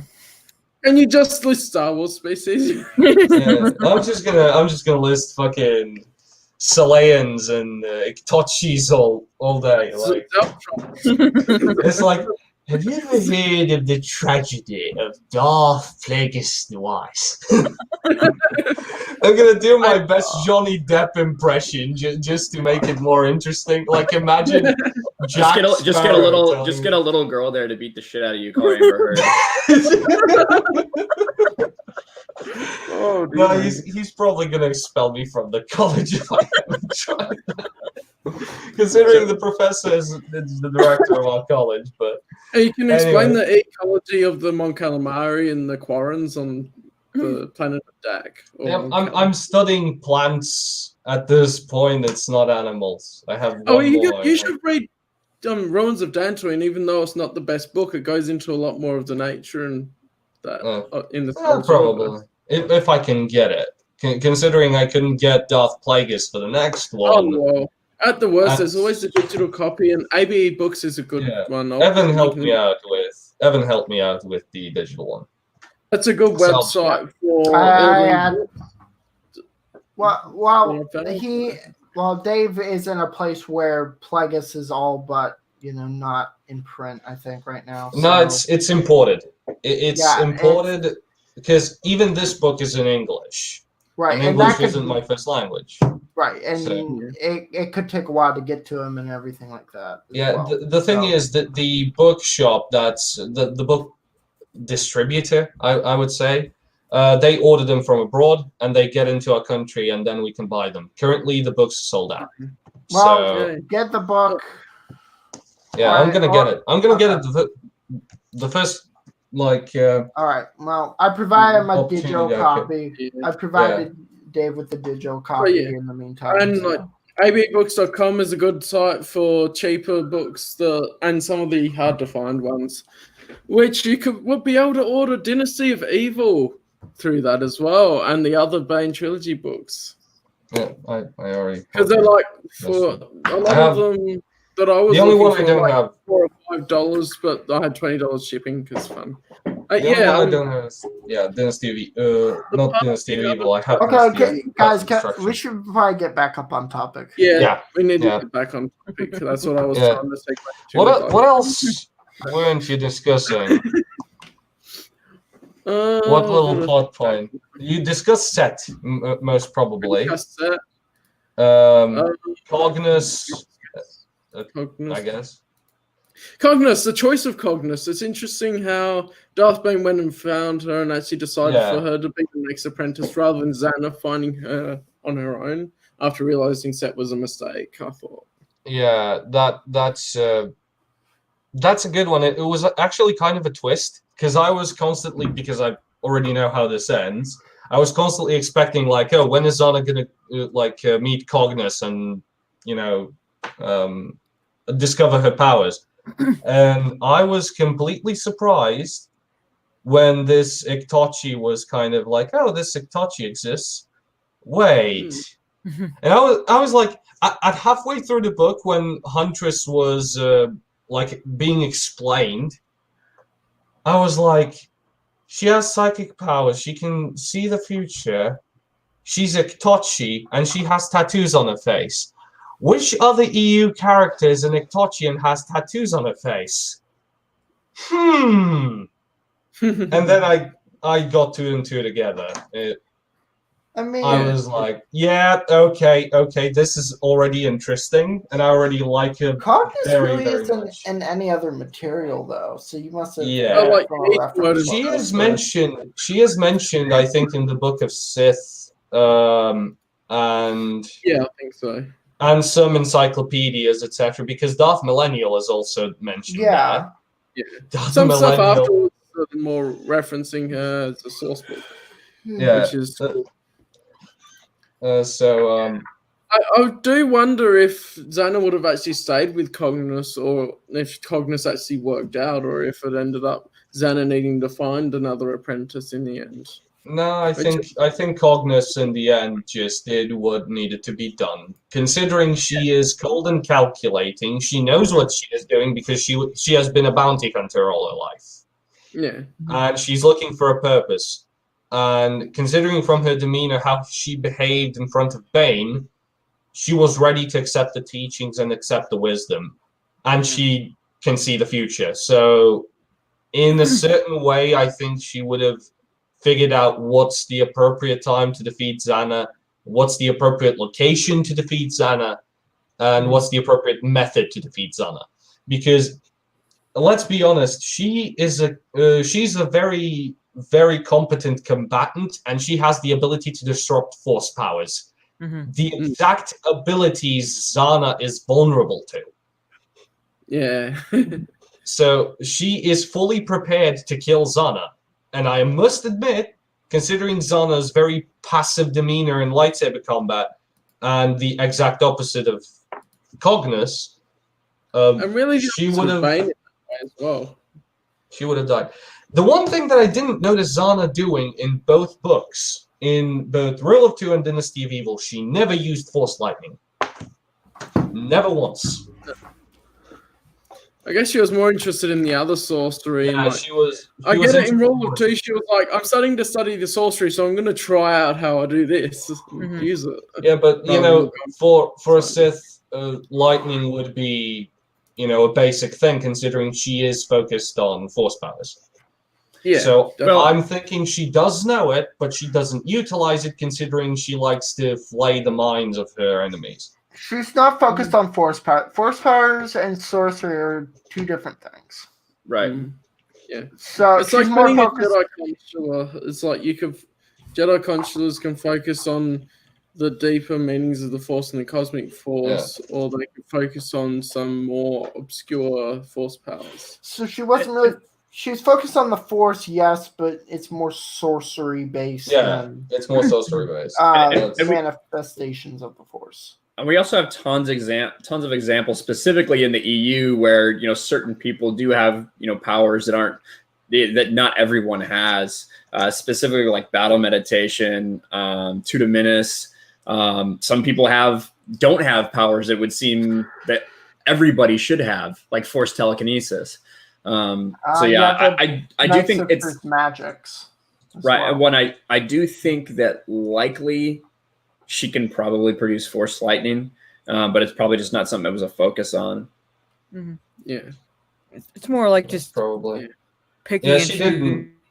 It's like she had the choice of either focusing on Sith sorcery or just immediate force powers that she could use in an instant. I think she wanted to use the more esoteric because she found herself interested in that. So not only that, but it's harder to counter against than traditional force powers. That's true. That's true. That's very much true. Considering even Bane had some trouble in their last duel. That's putting it lightly. He had a lot of trouble. Yeah. He was tripping balls, that man. I think he was like that kid in I think it was, what was it, Sixth Sense? The Shyamalan film. I haven't seen that. Yeah, where the kid can see ghosts, and it turns out that... Fuck M. Night Shyamalan. I fucking hate that piece of shit. M. Night Shyamalan. Fuck him. He's a piece of shit. He should not be working. Oh, what did he do to you? Question. Did you watch Avatar: The Last Airbender? I have. Fucking shit. Also, Signs is so stupid. You're telling me aliens that are allergic to fucking water are going to come to a planet where it rains like acid for them? We are literally 75. Human beings are like 90-some% water, and then basically you can kill them by slapping them. Yeah, you can basically kill them by slapping them because of the sweat on your palms. Yeah. They can come, or they can fly from planet to planet throughout a galaxy, and instead of something like Mars, they come to fucking Earth. How stupid! hey, Anna, really fast. You do know that Mars has water, right? Not a lot. Anna, apparently is it falling from the sky like it is in where did we go? Iowa? Is it raining on Mars? No, they could have gone any other planet. And they choose this one. How fucking stupid can these aliens be? M. Night Shyamalan is. Let me finish real fast. Okay. M. Night Shyamalan is a fucking idiot. He can't write for shit, and I hate him for what he did to Avatar. That's all I have to say. Guess who? Guess who? Executive produced The Last Airbender, Anna. Kathleen Kennedy. Yes. Okay, so it's an interesting point that Star Wars Rogue podcast brings up: is are the Sith truly evil? Yes. And well, yeah, we're straying off the topic again. Yeah. They're making a point that they don't do cruel acts for the pleasure of it. Some do. Turns out they have self-control.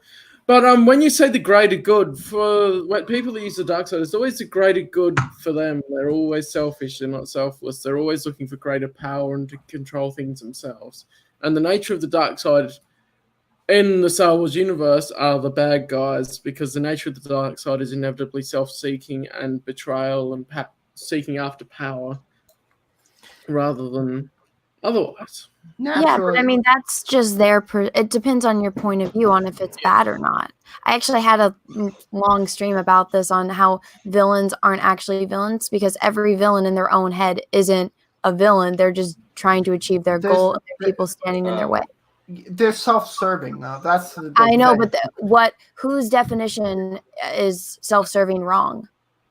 Because a person trying to cure themselves of cancer, that's self-serving, but it's not a bad thing, or you wouldn't consider it a bad thing. So it honestly all depends on your point of view on if it's a bad thing or not. Correct.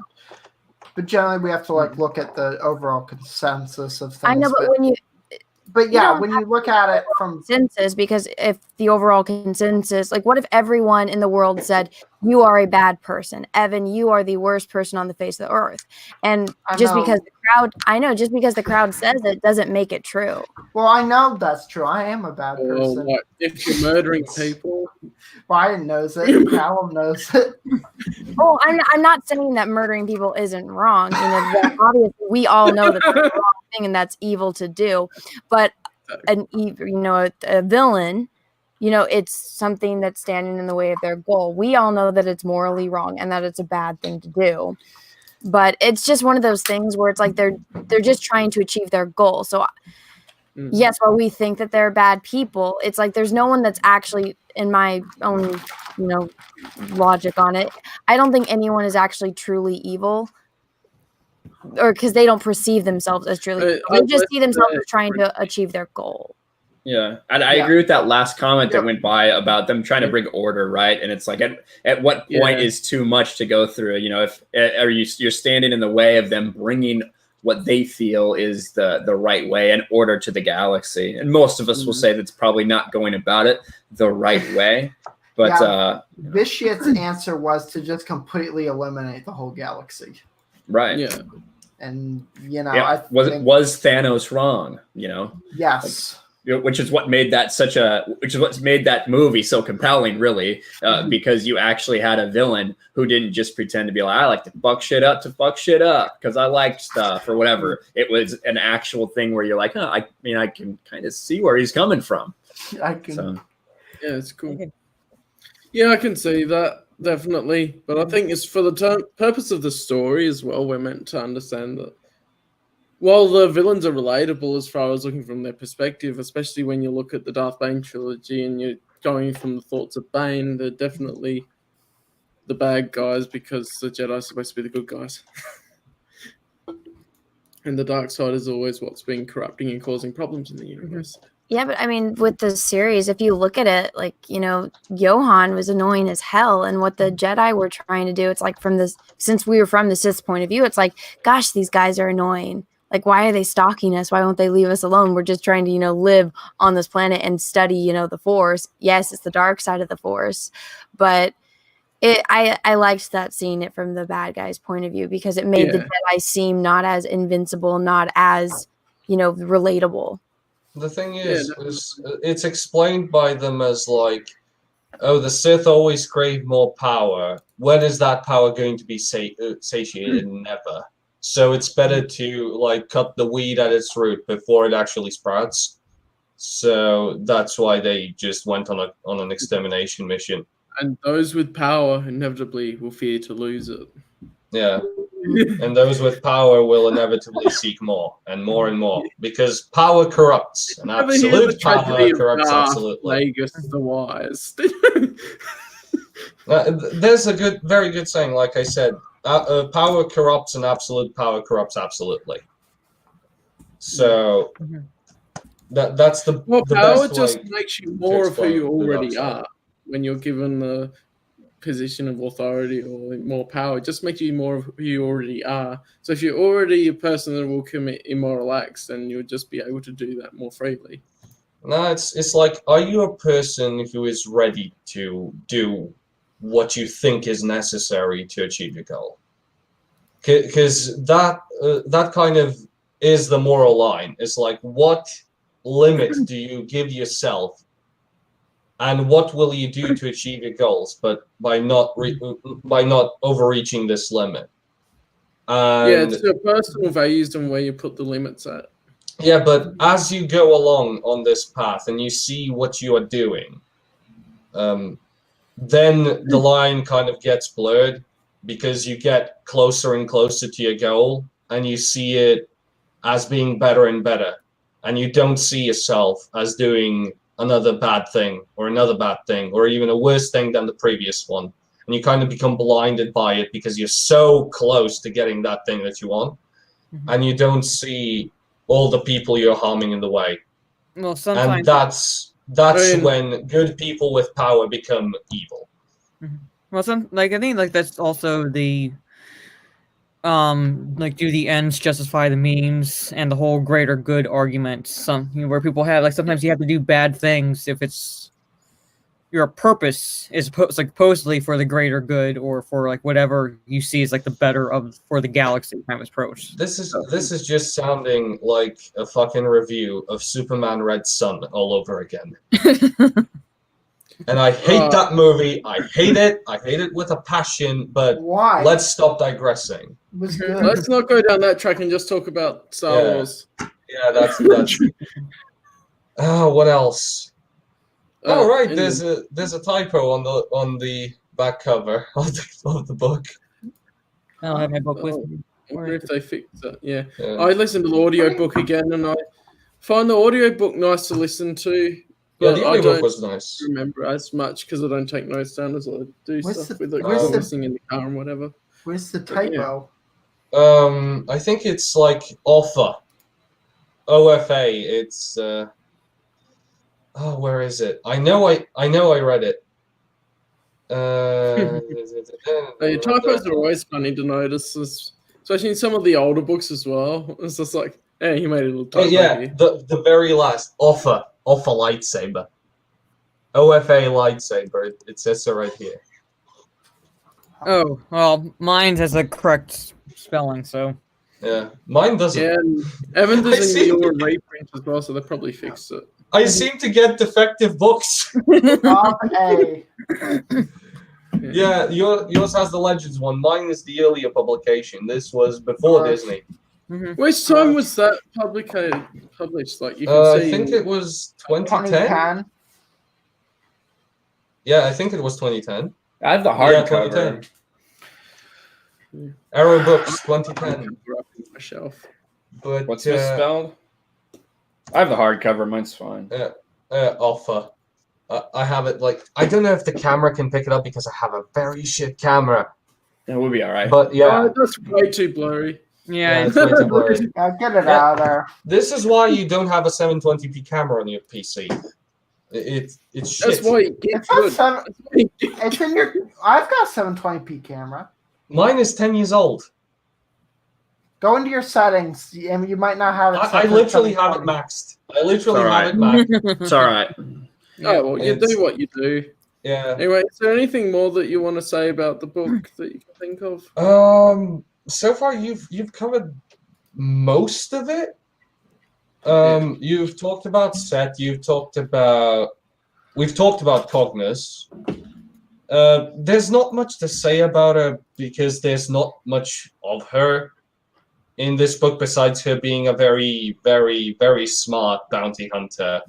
Very mysterious as well. So they were built on that more later.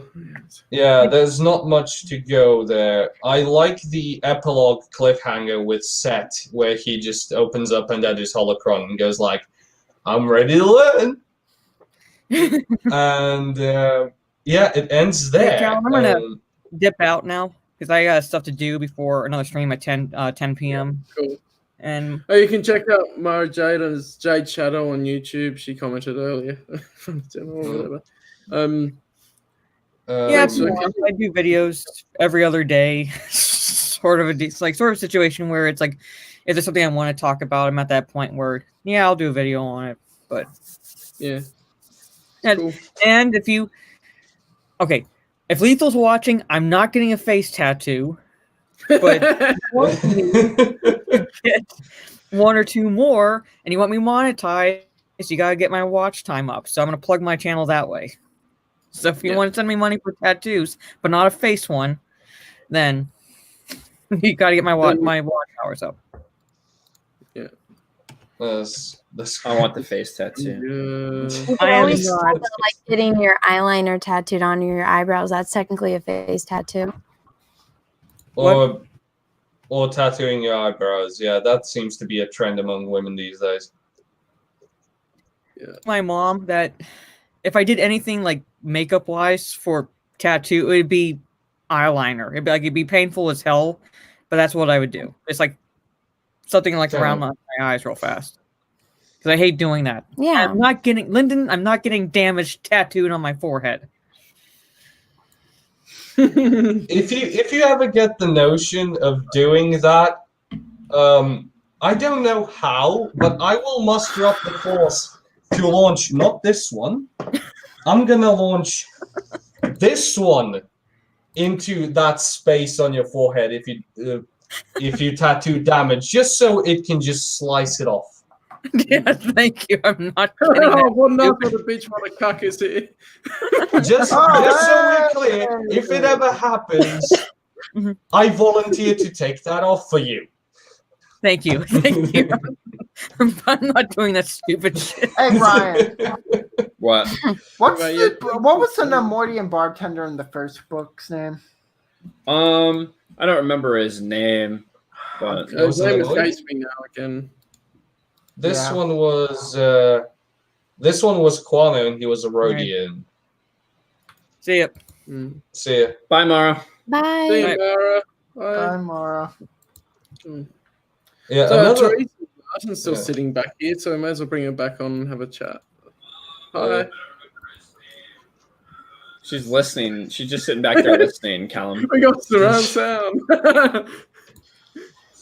All right. Why would you bring her? Why would you? When you're ready. You were commenting before.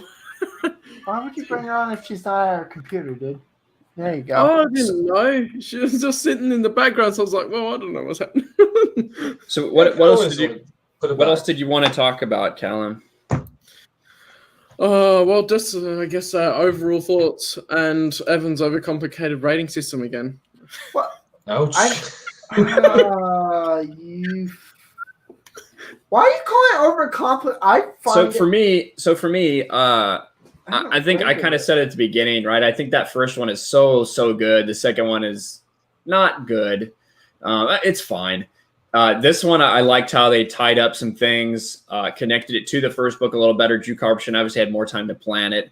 I was pretty invested in it the whole way through. I don't have a distaste towards Zana like all the women seem to. And I wasn't. And at the end, I felt like Zana won.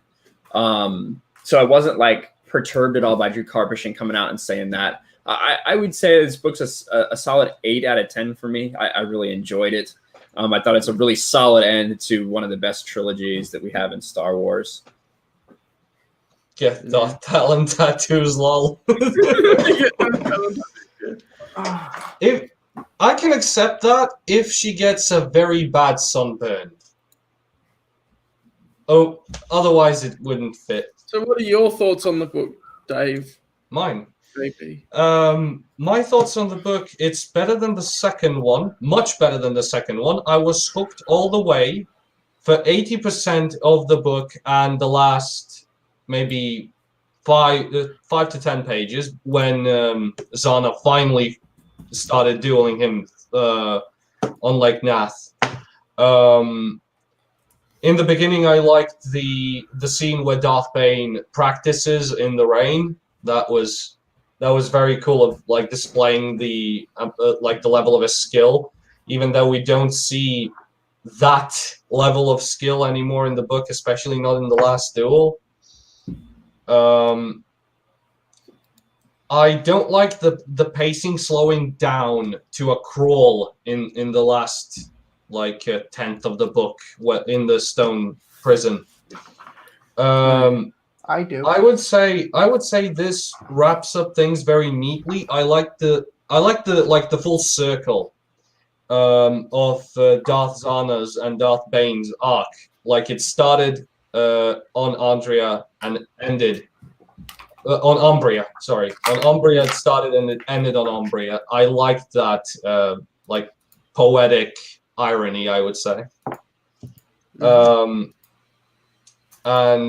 I like the cliffhanger ending where her hand kind of twitches a bit. So that's nice. That's nice. It gives us a little bit of suspense, even though we know that Bane is probably dead. And if he's not dead, and he's still trapped inside Zana in some other way, Zana died by Darth Cognos' hand, so we can just dismiss Bane as dead. So I have a very complicated rating system as well. So I have this like the worst type of book is burn it because it doesn't deserve to exist. Then the last one is just skip it. The next one is skip it. The third one is skim through it. The next one is read it. and then the last one is read it multiple times. I would put it in between read it and read it multiple times, depending on your preference, because this is a good book. And the basic rating system would be an 7.5 to 8 out of 10. I knocked it back just because of the pacing. That's the only gripe I have with it, and that's about it. Overall, it's a good book. Oh yeah, and overall as a trilogy, what would you say about as a trilogy? Overall, just lumped all together. The second one kind of threw me off because of how the first one was. The third one was much better written and it was much stable, but it's somewhat like, if you imagine a film trilogy, it's like the first one was an iconic movie and everybody loves it, and then the second one kind of fucks it up, and then the third one kind of tries to fix it all in a certain way, and it manages to do that. It's sort of like the prequel trilogy. Even though people hate the first one, I like the first one. The Phantom Menace is not a bad movie. It's entertaining if you turn off your brain for about 5 minutes, but no details. This one wraps it up nicely. So the only thing I kind of dislike about the trilogy is that it's an open trilogy. It's not a closed trilogy. And that's just because of the concept of the rule of two. It's always continuing on and on and on. So, and I mean, the idea of the trilogy is that we'll get a continuation if they was to continue. But as for a Darth Bane trilogy, him being dead and all, this is a nice arc. Very nice. Highly recommend. That's about it. I don't know. I failed to find the words because, again, English isn't my first language. Yeah, that's all right.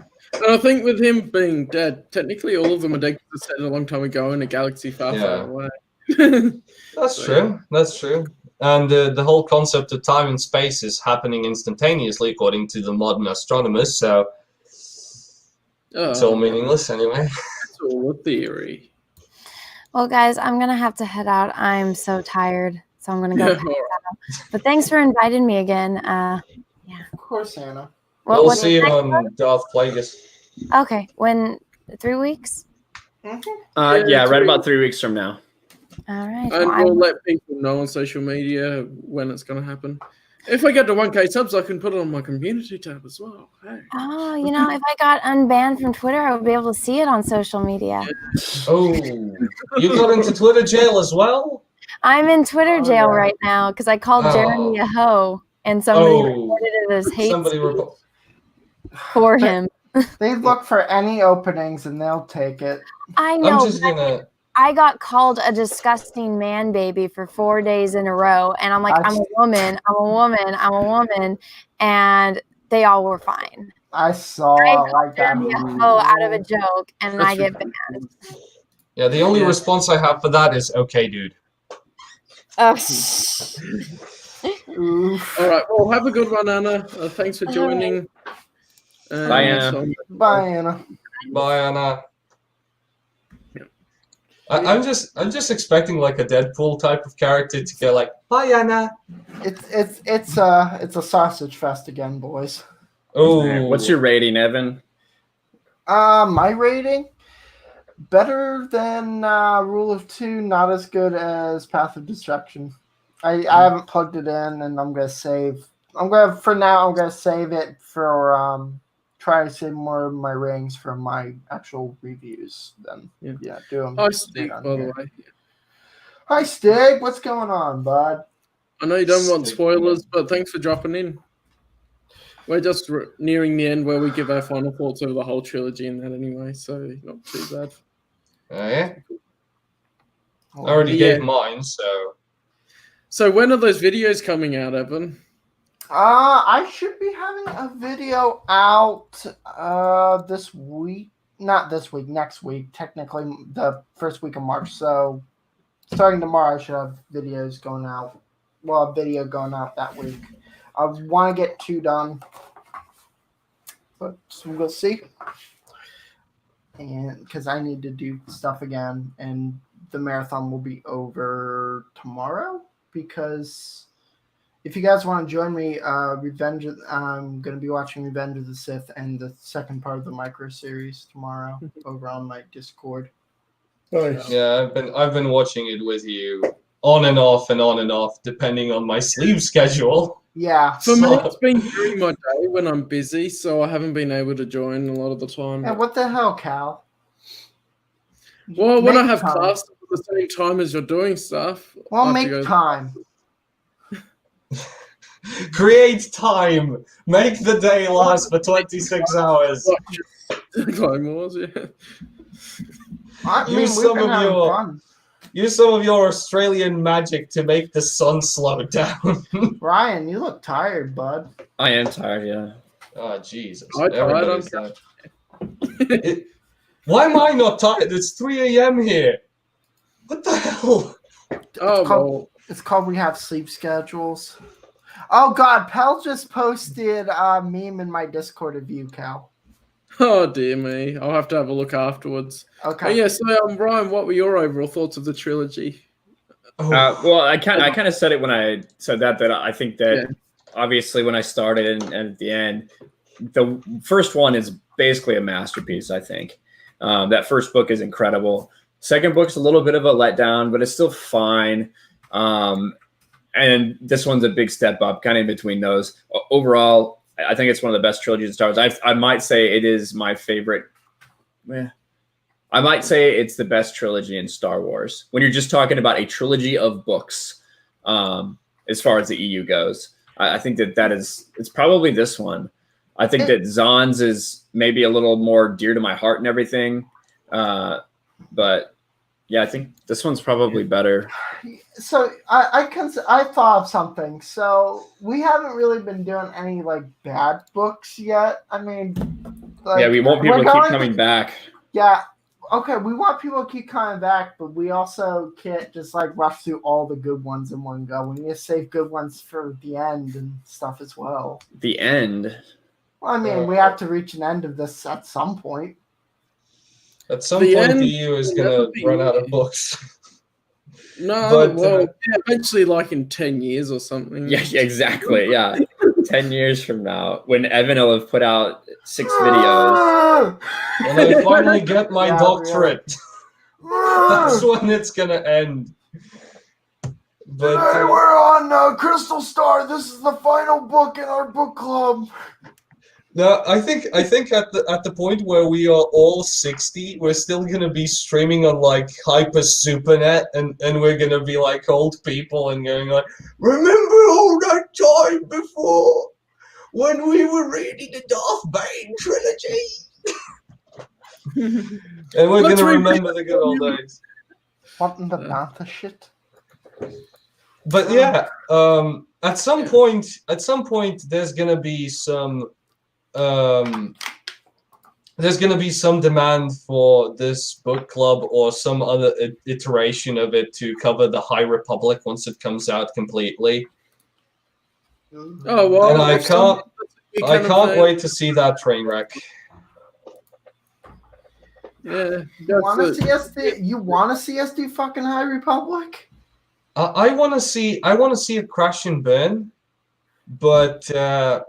I also want to see. I also want to see what they do with it, because I was kind of intrigued by the concept of like this unexplored land thing. But when they said this was happening 200 years before the Battle of Yavin, I was like, Dawn of the Jedi era. Only 200 years before the Phantom Menace. Not even the Battle of Yavin. That's like less than like 3 or 4 generations. That's 250 years before the Battle of Yavin then. And you're telling me that through thousands of years of the Republic existing, they never tried expanding into the Outer Rim? Bullshit. They did expand in the Outer Rim. In the EU? No, even in New Canon. The problem with the New Canon is I think like they only have hyperspace existing like 1,000 years before the. Really? Pretty sure. Yeah. If so, what the hell are they doing? It really compresses your timeline for That's everything. why we love the EU. It's a much better timeline. But guys, we're gonna have space dinosaurs. We already have that. Watch my own Space dinosaurs. Ray Trace will be cool. That has a sea rook in it.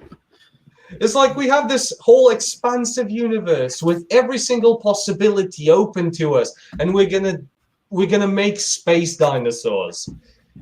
That's already been done. It's in the EU. Yeah, I know, but still. And you get everything that's on that list. You get diversity because even when I played Onslaught, there's a red Trandoshan, there's a green one, there's a grey one. There you go.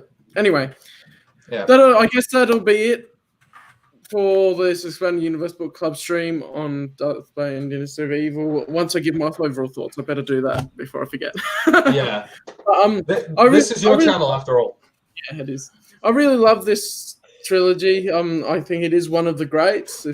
I think there's a lot that are on par with each other, but I do think I like this one and a little bit less than the Thrawn trilogy, just because the middle one's just not as good. But I love the additions to the lore in the first one, so it sort of balances out. But I think for consistency, I'd drop it down a little bit as like I don't know, what was the last one? Overall, for Will of 2 is the I'll last give one. it a 8.5 out of 10 for some things. And for Dynasty of Evil, I'd probably give it a 8. So it's cool. So that'll be it. Do you want to plug yourselves before we go? I mean, plug ourselves. Plug ourselves? Yeah. I mean, like Ryan, I know you do videos, and Evan, you already sort of you said you're doing some videos. But yeah, I'm doing some videos over on my channel, Holocron Keeper Evan. Just search for it. Let me see. It's in the description. Yeah, it should be in the description. Don't know what I'm gonna do a video on this week. We'll see.